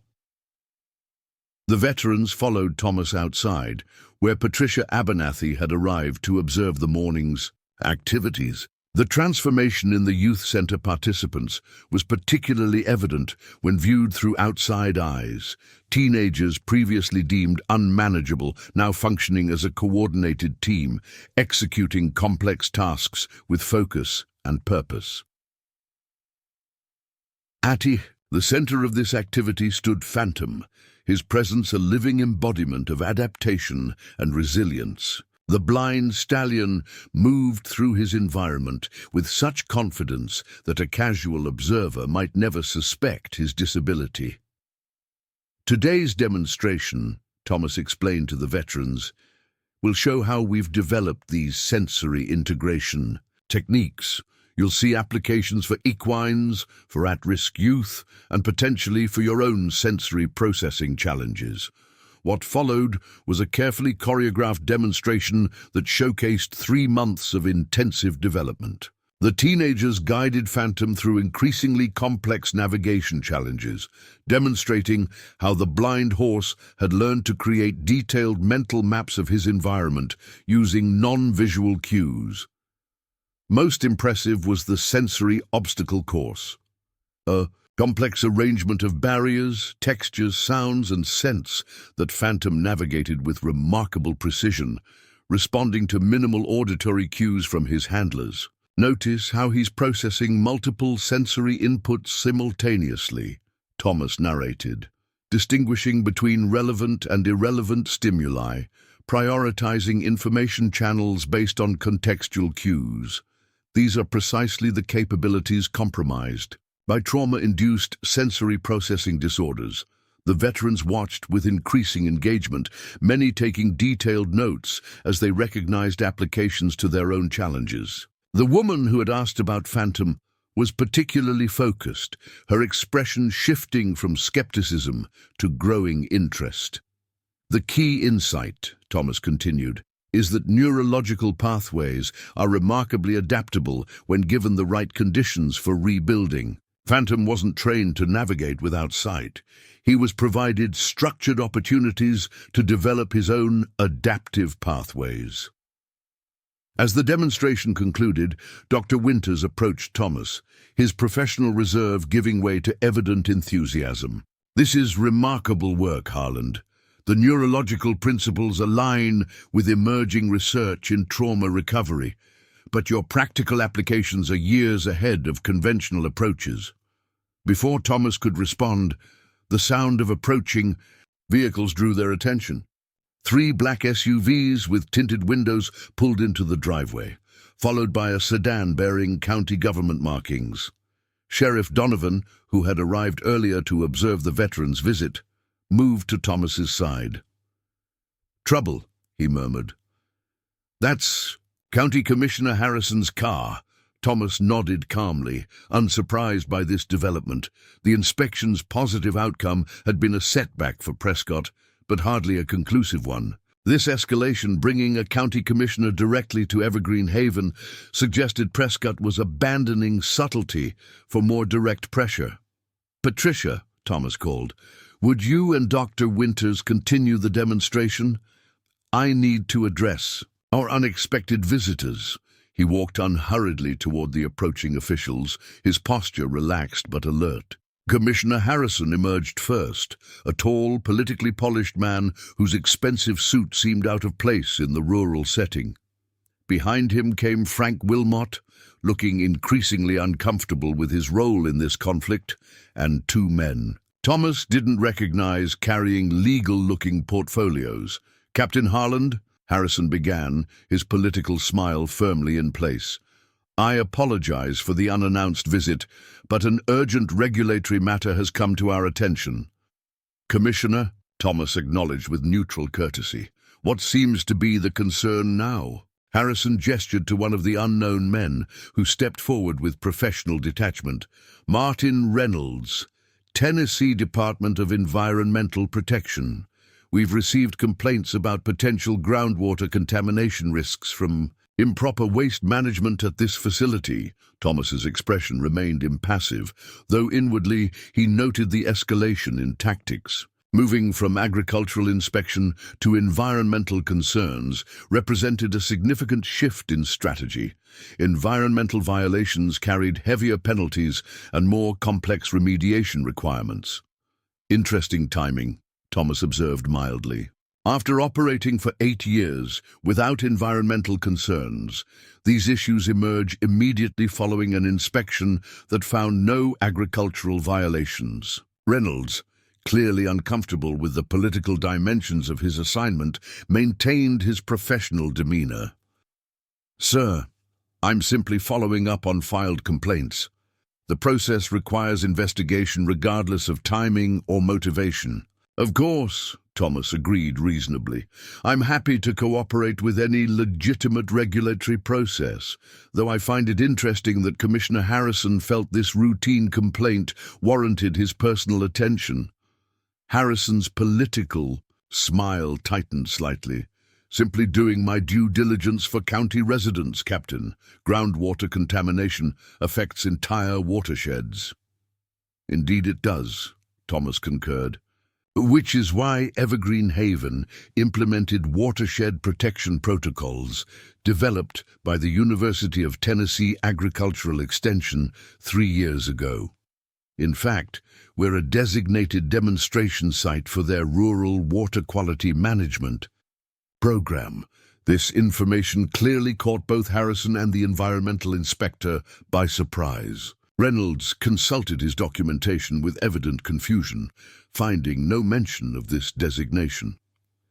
"I have all the certification paperwork in the office," Thomas continued calmly, "along with our quarterly water quality testing results, which we've submitted regularly to your department, Mr. Reynolds, though I suspect that information might have been omitted from the complaint you received." Sheriff Donovan approached, having overheard the exchange. "Commissioner, Mr. Reynolds, quite a coincidence finding you here. I was just reviewing some interesting documentation with Dr. Winters regarding county grant allocations for veterans services."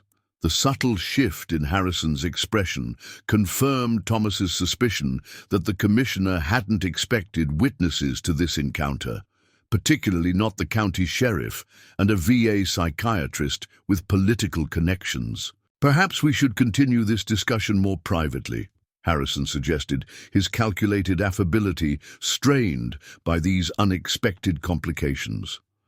"No need for privacy," Thomas replied pleasantly. "Environmental regulations affect everyone's welfare. In fact, since you're here, you might be interested in observing our youth program in action. The county provides partial funding, after all. Good to see your tax dollars at work." The carefully orchestrated demonstration continued in the nearby paddock, where the teenagers worked confidently with Phantom, showcasing precisely the kind of successful community program that politicians typically rushed to associate themselves with. Not shut down, Harrison's political instincts visibly warred with his commitment to Prescott's agenda. The presence of multiple witnesses, including veterans, at-risk youth benefiting from county programs, and medical professionals, had transformed what was intended as a private intimidation tactic into a potentially damaging public relations situation. "We'll need to review your documentation, of course," Reynolds stated, professional enough to recognize the need for a face-saving retreat. "If your watershed protection protocols meet certification standards, that would address the immediate concerns." "Of course," Thomas agreed reasonably. "My niece, Dr. Andrews, can show you our environmental compliance records. We maintain comprehensive documentation." As Beth led Reynolds toward the office, Harrison found himself in the awkward position of either following to continue his pressure campaign under observation or retreating without achieving his objective. His political survival instincts chose self-preservation. "I should let you return to your program, Captain," he said, forcing heartiness into his tone. "Impressive work you're doing here with these young people." "Thank you, Commissioner. Feel free to stay and observe," Thomas offered with politeness that managed to sound simultaneously genuine and challenging. Always good for elected officials to see community programs firsthand. After Harrison and his entourage departed, Sheriff Donovan released a low whistle. "That was masterfully handled, Thomas. You knew they were coming, didn't you?" "Expected something," Thomas acknowledged. "The timing was predictable after the failed inspection. Environmental regulations offer more complexity and higher potential penalties. A logical next step for someone like Prescott." Dr. Winters approached, having observed the encounter from a distance. That seemed rather tense for a routine environmental check. Thomas briefly explained the ongoing situation with Prescott and Phantom, emphasizing the broader implications for the youth program and the potential veterans initiative they had been discussing. "So this wealthy breeder wants your blind horse for its genetics," Winters summarized, "and he's using political connections to pressure you when money doesn't work?" "Precisely." The psychiatrist's expression hardened with the particular distaste military professionals often hold for those who abuse power against community interests. "My brother serves on the State Veterans Affairs Advisory Board. Might be worth mentioning that a program showing promise for PTSD treatment is facing political interference." Thomas nodded appreciatively, the network of support expanding around. Evergreen Haven represented exactly the kind of community resilience he had hoped to build, connections that transcended individual interests to protect something valuable to many. As the veterans group prepared to depart, the woman who had shown particular interest in Phantom approached Thomas privately. "Captain Harland, I'm Lisa Ramirez. 2 tours. In Afghanistan, combat medic." Her professional manner briefly gave way to vulnerable sincerity. "What you're developing here, it matters. I haven't been able to filter sensory input properly since an IED in 2014. Today was the first time I've seen someone articulate exactly what that feels like and offer a practical approach to rebuilding those pathways." Thomas recognized in her expression the same determined hope he had felt when discovering techniques to manage his own sensory processing after losing his sight. "Sergeant Ramirez, we're just getting started. I'd welcome your involvement as we develop the veterans component of this program." Her posture straightened with renewed purpose. "Count me in, sir." As the various vehicles departed and normal activities resumed, Patricia approached Thomas, her expression thoughtful. "That was quite the morning. Environmental inspectors, county commissioners, veterans programs. Your quiet horse rescue has become something much bigger." Thomas gazed toward the paddock where Jason was working with Phantom on a new navigation exercise they had developed. Together, the formerly troubled teenager moved with the confidence of someone who had found his purpose, while the blind horse responded with the trust of an animal who had found his place in the world. "That was always the possibility," Thomas replied quietly. "Sometimes the most important missions start with the simplest actions, like bidding on a blind horse nobody else wanted." What neither Thomas nor Patricia could see was the black sedan, parked on the county road bordering Evergreen Haven's eastern boundary. Inside, Walter Prescott watched through high-powered binoculars, his expression hardening as he observed Harrison's retreating vehicles, clear evidence of another failed attempt to pressure the stubborn veteran. If bureaucratic intimidation wouldn't work, perhaps more direct approaches would be necessary. The stallion's genetics were too valuable, the potential breeding revenue too significant to abandon over one old man's principles. As Prescott placed a call to his security chief, his determination hardened into something darker, a willingness to consider options beyond legal pressures and political influence. The quiet battle for Phantom's future was about to enter a more dangerous phase. 6 months had passed since Thomas Harland rescued Phantom from the auction. What had begun as one veteran's compassionate act toward a discarded blind stallion had evolved into something that transformed not just the horse, but an entire community. The crisp October morning painted Evergreen Haven in autumn gold as preparations for the day's momentous event continued.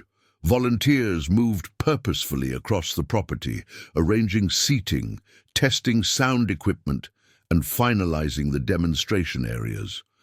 What had once been a modest rescue farm now stood as a testament to what determination and vision could achieve against formidable odds. Thomas surveyed the activity from the porch, his weathered face reflecting quiet satisfaction. The past months had brought challenges he hadn't anticipated when he first raised his hand at Willow Creek Auction House, from bureaucratic harassment to Prescott's increasingly desperate attempts to acquire Phantom through legal maneuvering and political pressure.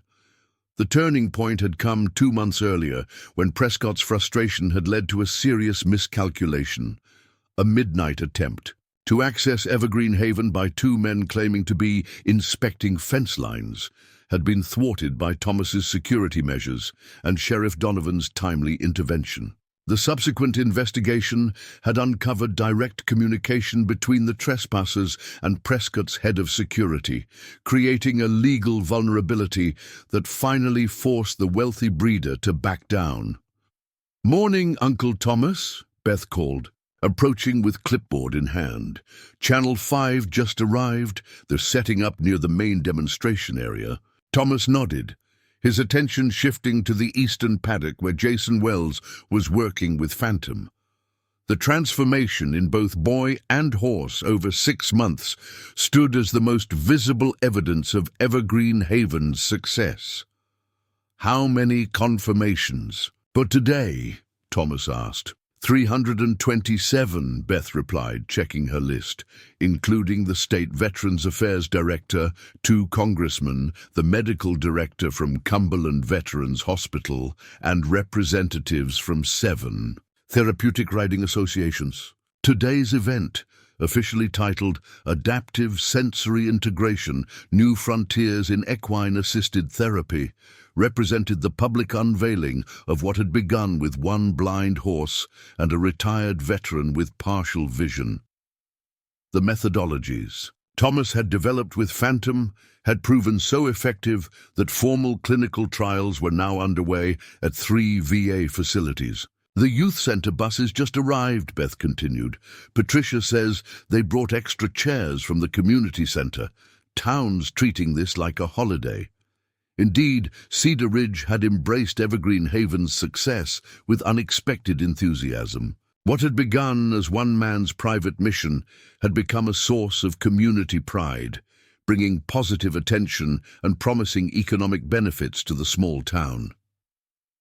Thomas made his way toward the demonstration area, where Jason was making final adjustments to the equipment for Phantom's presentation. The teenager's transformation was perhaps the most remarkable of all, from a withdrawn, troubled youth to a focused young man who now spoke confidently about sensory calibration techniques and adaptive navigation methodologies. "All set, Mr. Harland," Jason reported, his former defensive slouch replaced by purposeful posture. "We've staged the demonstration in 8 progressive phases, starting with basic acoustic navigation and concluding with the multiple input integration." "The challenge," Thomas nodded approvingly. "Excellent work. How's our star performer this morning?" Both turned toward Phantom, who stood alert at the center of the training area, his ears tracking every sound with precision. The blind stallion who had once trembled in terror at the auction now carried himself with the confident bearing of an animal who understood his worth in the world. "Centered and focused," Jason replied, with the precise terminology he'd developed for assessing equine behavioral states. He completed the morning circuit in record time, 3 minutes 18 seconds with perfect target acquisition. Thomas placed a hand on the teenager's shoulder, a gesture that would have triggered defensive recoil 6 months earlier, but now was received with quiet acceptance.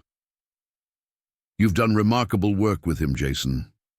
Today is as much your achievement as anyone's." The boy's expression reflected complex emotions, pride tempered by the humility that comes from working with animals, confidence balanced by the awareness of how far he still had to go. "It's Phantom who did the hard part," he said finally. "He just needed someone to believe he could." The parallels were obvious, but remained unspoken between them. Some transformations required no verbal acknowledgement. As the morning progressed, vehicles continued to arrive, everything from local farmers in pickup trucks to sleek government SUVs carrying officials from Nashville. The Veterans Affairs contingent was particularly significant, led by Dr. Elaine Winters, the regional medical director whose initial skepticism had transformed into enthusiastic support after witnessing the program's effects on PTSD patients in preliminary trials. By 10 o'clock, the seating area was filled beyond capacity, with attendees spilling onto the grassy slopes surrounding the demonstration space. Local media had been joined by crews from national outlets, drawn by the compelling narrative of a blind horse and a partially sighted veteran developing therapies that conventional medicine had overlooked. Sheriff Donovan approached Thomas as the start time neared. "Quite a turnout," he observed. "Walter Prescott's conspicuously absent, though his lawyer's here. Back row taking notes." Thomas nodded, unsurprised. Prescott's too politically astute to oppose something with this much positive momentum. He'll find ways to align himself with the success, rewrite the narrative to minimize his opposition. "Speaking of political maneuvers," Mike continued, "Commissioner Harrison arrived 10 minutes ago, working the crowd like he personally funded the program." Thomas smiled slightly. "Expected. Politicians recognize which way the wind is blowing. Harrison will be claiming he supported us from the beginning by next election cycle." The sheriff shook his head in amazement. "You predicted all of this, didn't you? From that first day with Phantom, you saw the potential for something bigger." "Not specifically," Thomas admitted, I just knew that blind horse had value others couldn't see. Everything else developed organically from that initial recognition. Their conversation was interrupted by Patricia Abernathy, signaling that it was time to begin. Thomas made his way to the center of the demonstration area, where Patricia handed him a microphone. The crowd fell silent as Thomas Harland, a man who had spent decades avoiding public attention, addressed the assembled audience with the quiet authority that had once commanded military operations. "Thank you all for coming today," he began, his voice steady and unembellished. "What you're about to witness began with a simple auction 6 months ago, when a blind horse nobody wanted and a partially sighted veteran found unexpected common ground." He gestured toward the paddock where Phantom waited with Jason. That stallion was deemed worthless because he couldn't see. The young man working with him was labeled unreachable by conventional programs. Both were defined by what they supposedly couldn't do rather than by their potential. Thomas paused, his gaze sweeping across the assembled crowd, from government officials to local farmers, veterans to medical professionals, all united by interest in what had been achieved at Evergreen Haven. "Today, you'll see what happens when we reject limiting labels and focus instead on developing alternative pathways to success. The techniques we've developed here aren't revolutionary, they're evolutionary, built on the simple recognition that disabilities often drive the development of extraordinary compensatory abilities." What followed was a carefully orchestrated demonstration, divided into segments highlighting different aspects of the program. First came Phantom's remarkable navigation abilities as Jason guided the blind stallion through increasingly complex obstacle courses using minimal auditory cues. The horse moved with such confidence and precision that many in the audience gasped when reminded that he was completely blind. Next, teenagers from the youth center demonstrated the program's human applications, showing how the same sensory integration techniques developed for Phantom had helped them address their own challenges, from attention deficits to emotional regulation difficulties. Their articulate explanations and evident progress drew spontaneous applause from the medical professionals present. The most powerful segment featured veterans from the pilot program at Cumberland Veterans Hospital.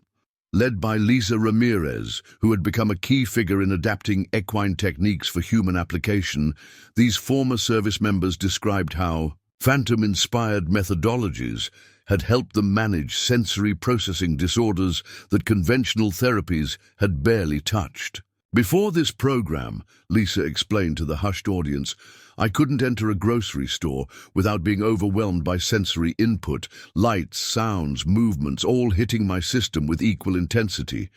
Traditional exposure therapy helped marginally, but understanding how Phantom creates mental maps without visual input revolutionized my approach."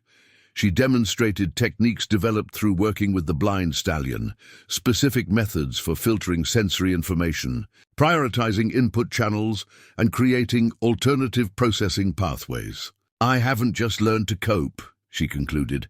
"I've developed new capabilities that sometimes exceed what I had before my injury."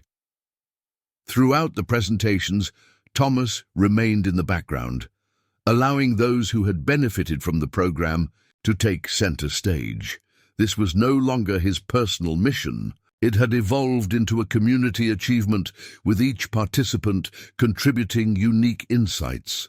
The demonstration culminated with a remarkable display of what they had termed integrated sensory navigation, a complex sequence where Phantom, working with Jason and 2 other teenagers, navigated a course that changed in real time, responding to dynamic auditory, tactile, and olfactory cues without hesitation or error.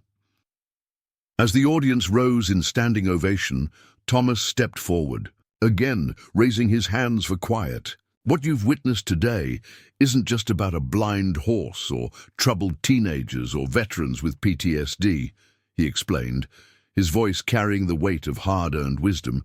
It's about recognizing that our greatest limitations often exist primarily in how others perceive us, and sometimes in how we perceive ourselves. He gestured toward Phantom, now standing calmly beside Jason despite the crowd and commotion. 6 months ago, that horse was deemed worthless by every experienced horseman at Willow Creek auction. Today, he's helping develop therapies that may change thousands of lives. The only thing that changed was the context, moving from an environment that valued only conventional abilities to one that recognized and developed his unique capacities. As Thomas concluded his remarks, Dr. Elaine Winters from the VA stepped forward to make a significant announcement. Full funding had been approved for expanding the program to 5 additional VA facilities across the Southeast. The Cumberland pilot program had demonstrated such promising results that a comprehensive clinical trial was being fast-tracked for implementation. The preliminary data is extraordinary, Dr. Winters explained. Veterans who had reached plateaus with conventional therapies are showing significant improvements in functional capacity after just 8 weeks with these methods. We believe this approach represents a genuine breakthrough in treating combat-related sensory processing disorders. The afternoon continued with specialized breakout sessions for medical professionals, educators, and therapeutic riding specialists. Thomas found himself approached by individuals representing organizations from across the country, all interested in implementing variations of what had become known as the Phantom Protocol. As evening approached and the crowd gradually dispersed, Thomas found a quiet moment to visit Phantom in his paddock. The stallion immediately oriented toward the familiar footsteps, nickering softly in recognition. "Quite a day, old friend," Thomas said quietly, running his hand along the horse's powerful neck. "You've come a long way from that auction." Beth joined him, having finally completed the day's coordination duties. "It's remarkable," she observed. 6 months ago, you were just trying to save one horse that everyone else had given up on." Thomas smiled slightly. Sometimes the most important missions start small. They watched as Jason approached, carrying Phantom's evening feed supplement, a special mixture the teenager had researched and developed to support optimal neurological function. The VE representatives want to discuss establishing a permanent training facility here, Beth mentioned. They're talking about purchasing the adjacent Matthews property to expand operations. Thomas nodded thoughtfully. "Makes sense. We've outgrown this space." "There's more," Beth continued. "The state education department sent representatives. They're interested in developing a specialized vocational program based on our youth model, creating career pathways for students who connect with this approach." The implications were significant. What had begun as one man's compassionate intervention for a discarded horse was evolving into something with lasting institutional structure, something that would continue beyond any individual's involvement. As darkness settled over Evergreen Haven, Thomas sat on his porch, watching the last vehicles depart. Sheriff Donovan joined him, carrying 2 cups of coffee. "Congratulations, Thomas," Mike said, handing him a steaming mug.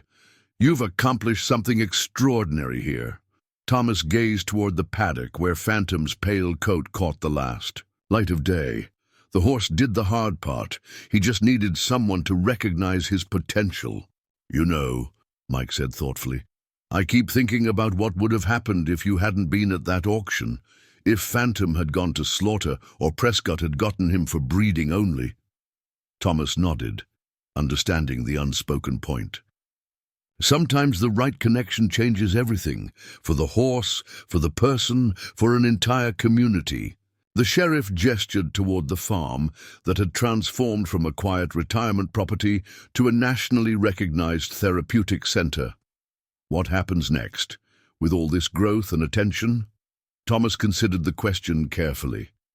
At 73, he recognized that the program's future would eventually continue without him. That reality didn't trouble him.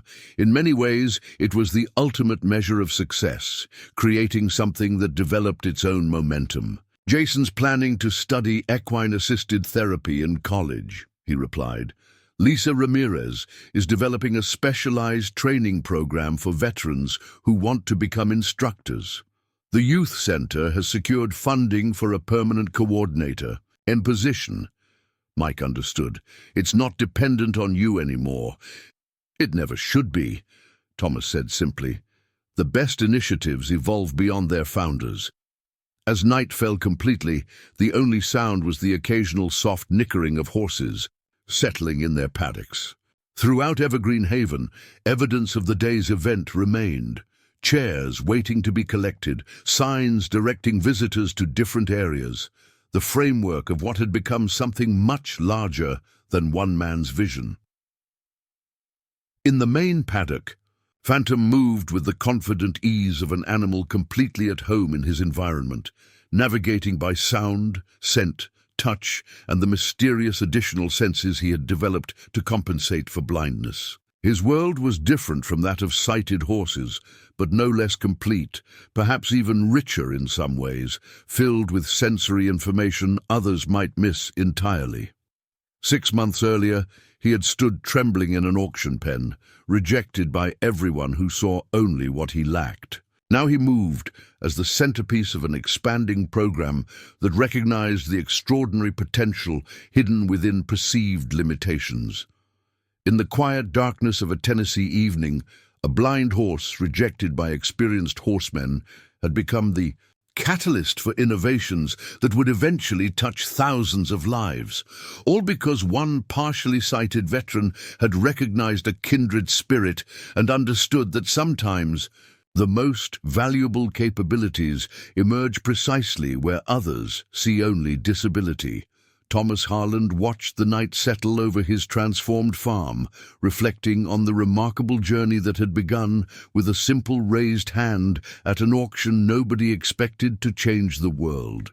The greatest victories he had learned through a lifetime of service often came disguised as impossible challenges. Blind horses, troubled teenagers, traumatized veterans, all containing untapped potential, waiting for someone with the vision to recognize what others could not see. Tomorrow would bring new challenges, expanding programs, institutional partnerships, the complex work of transforming innovative approaches into standardized methodologies that could be widely implemented.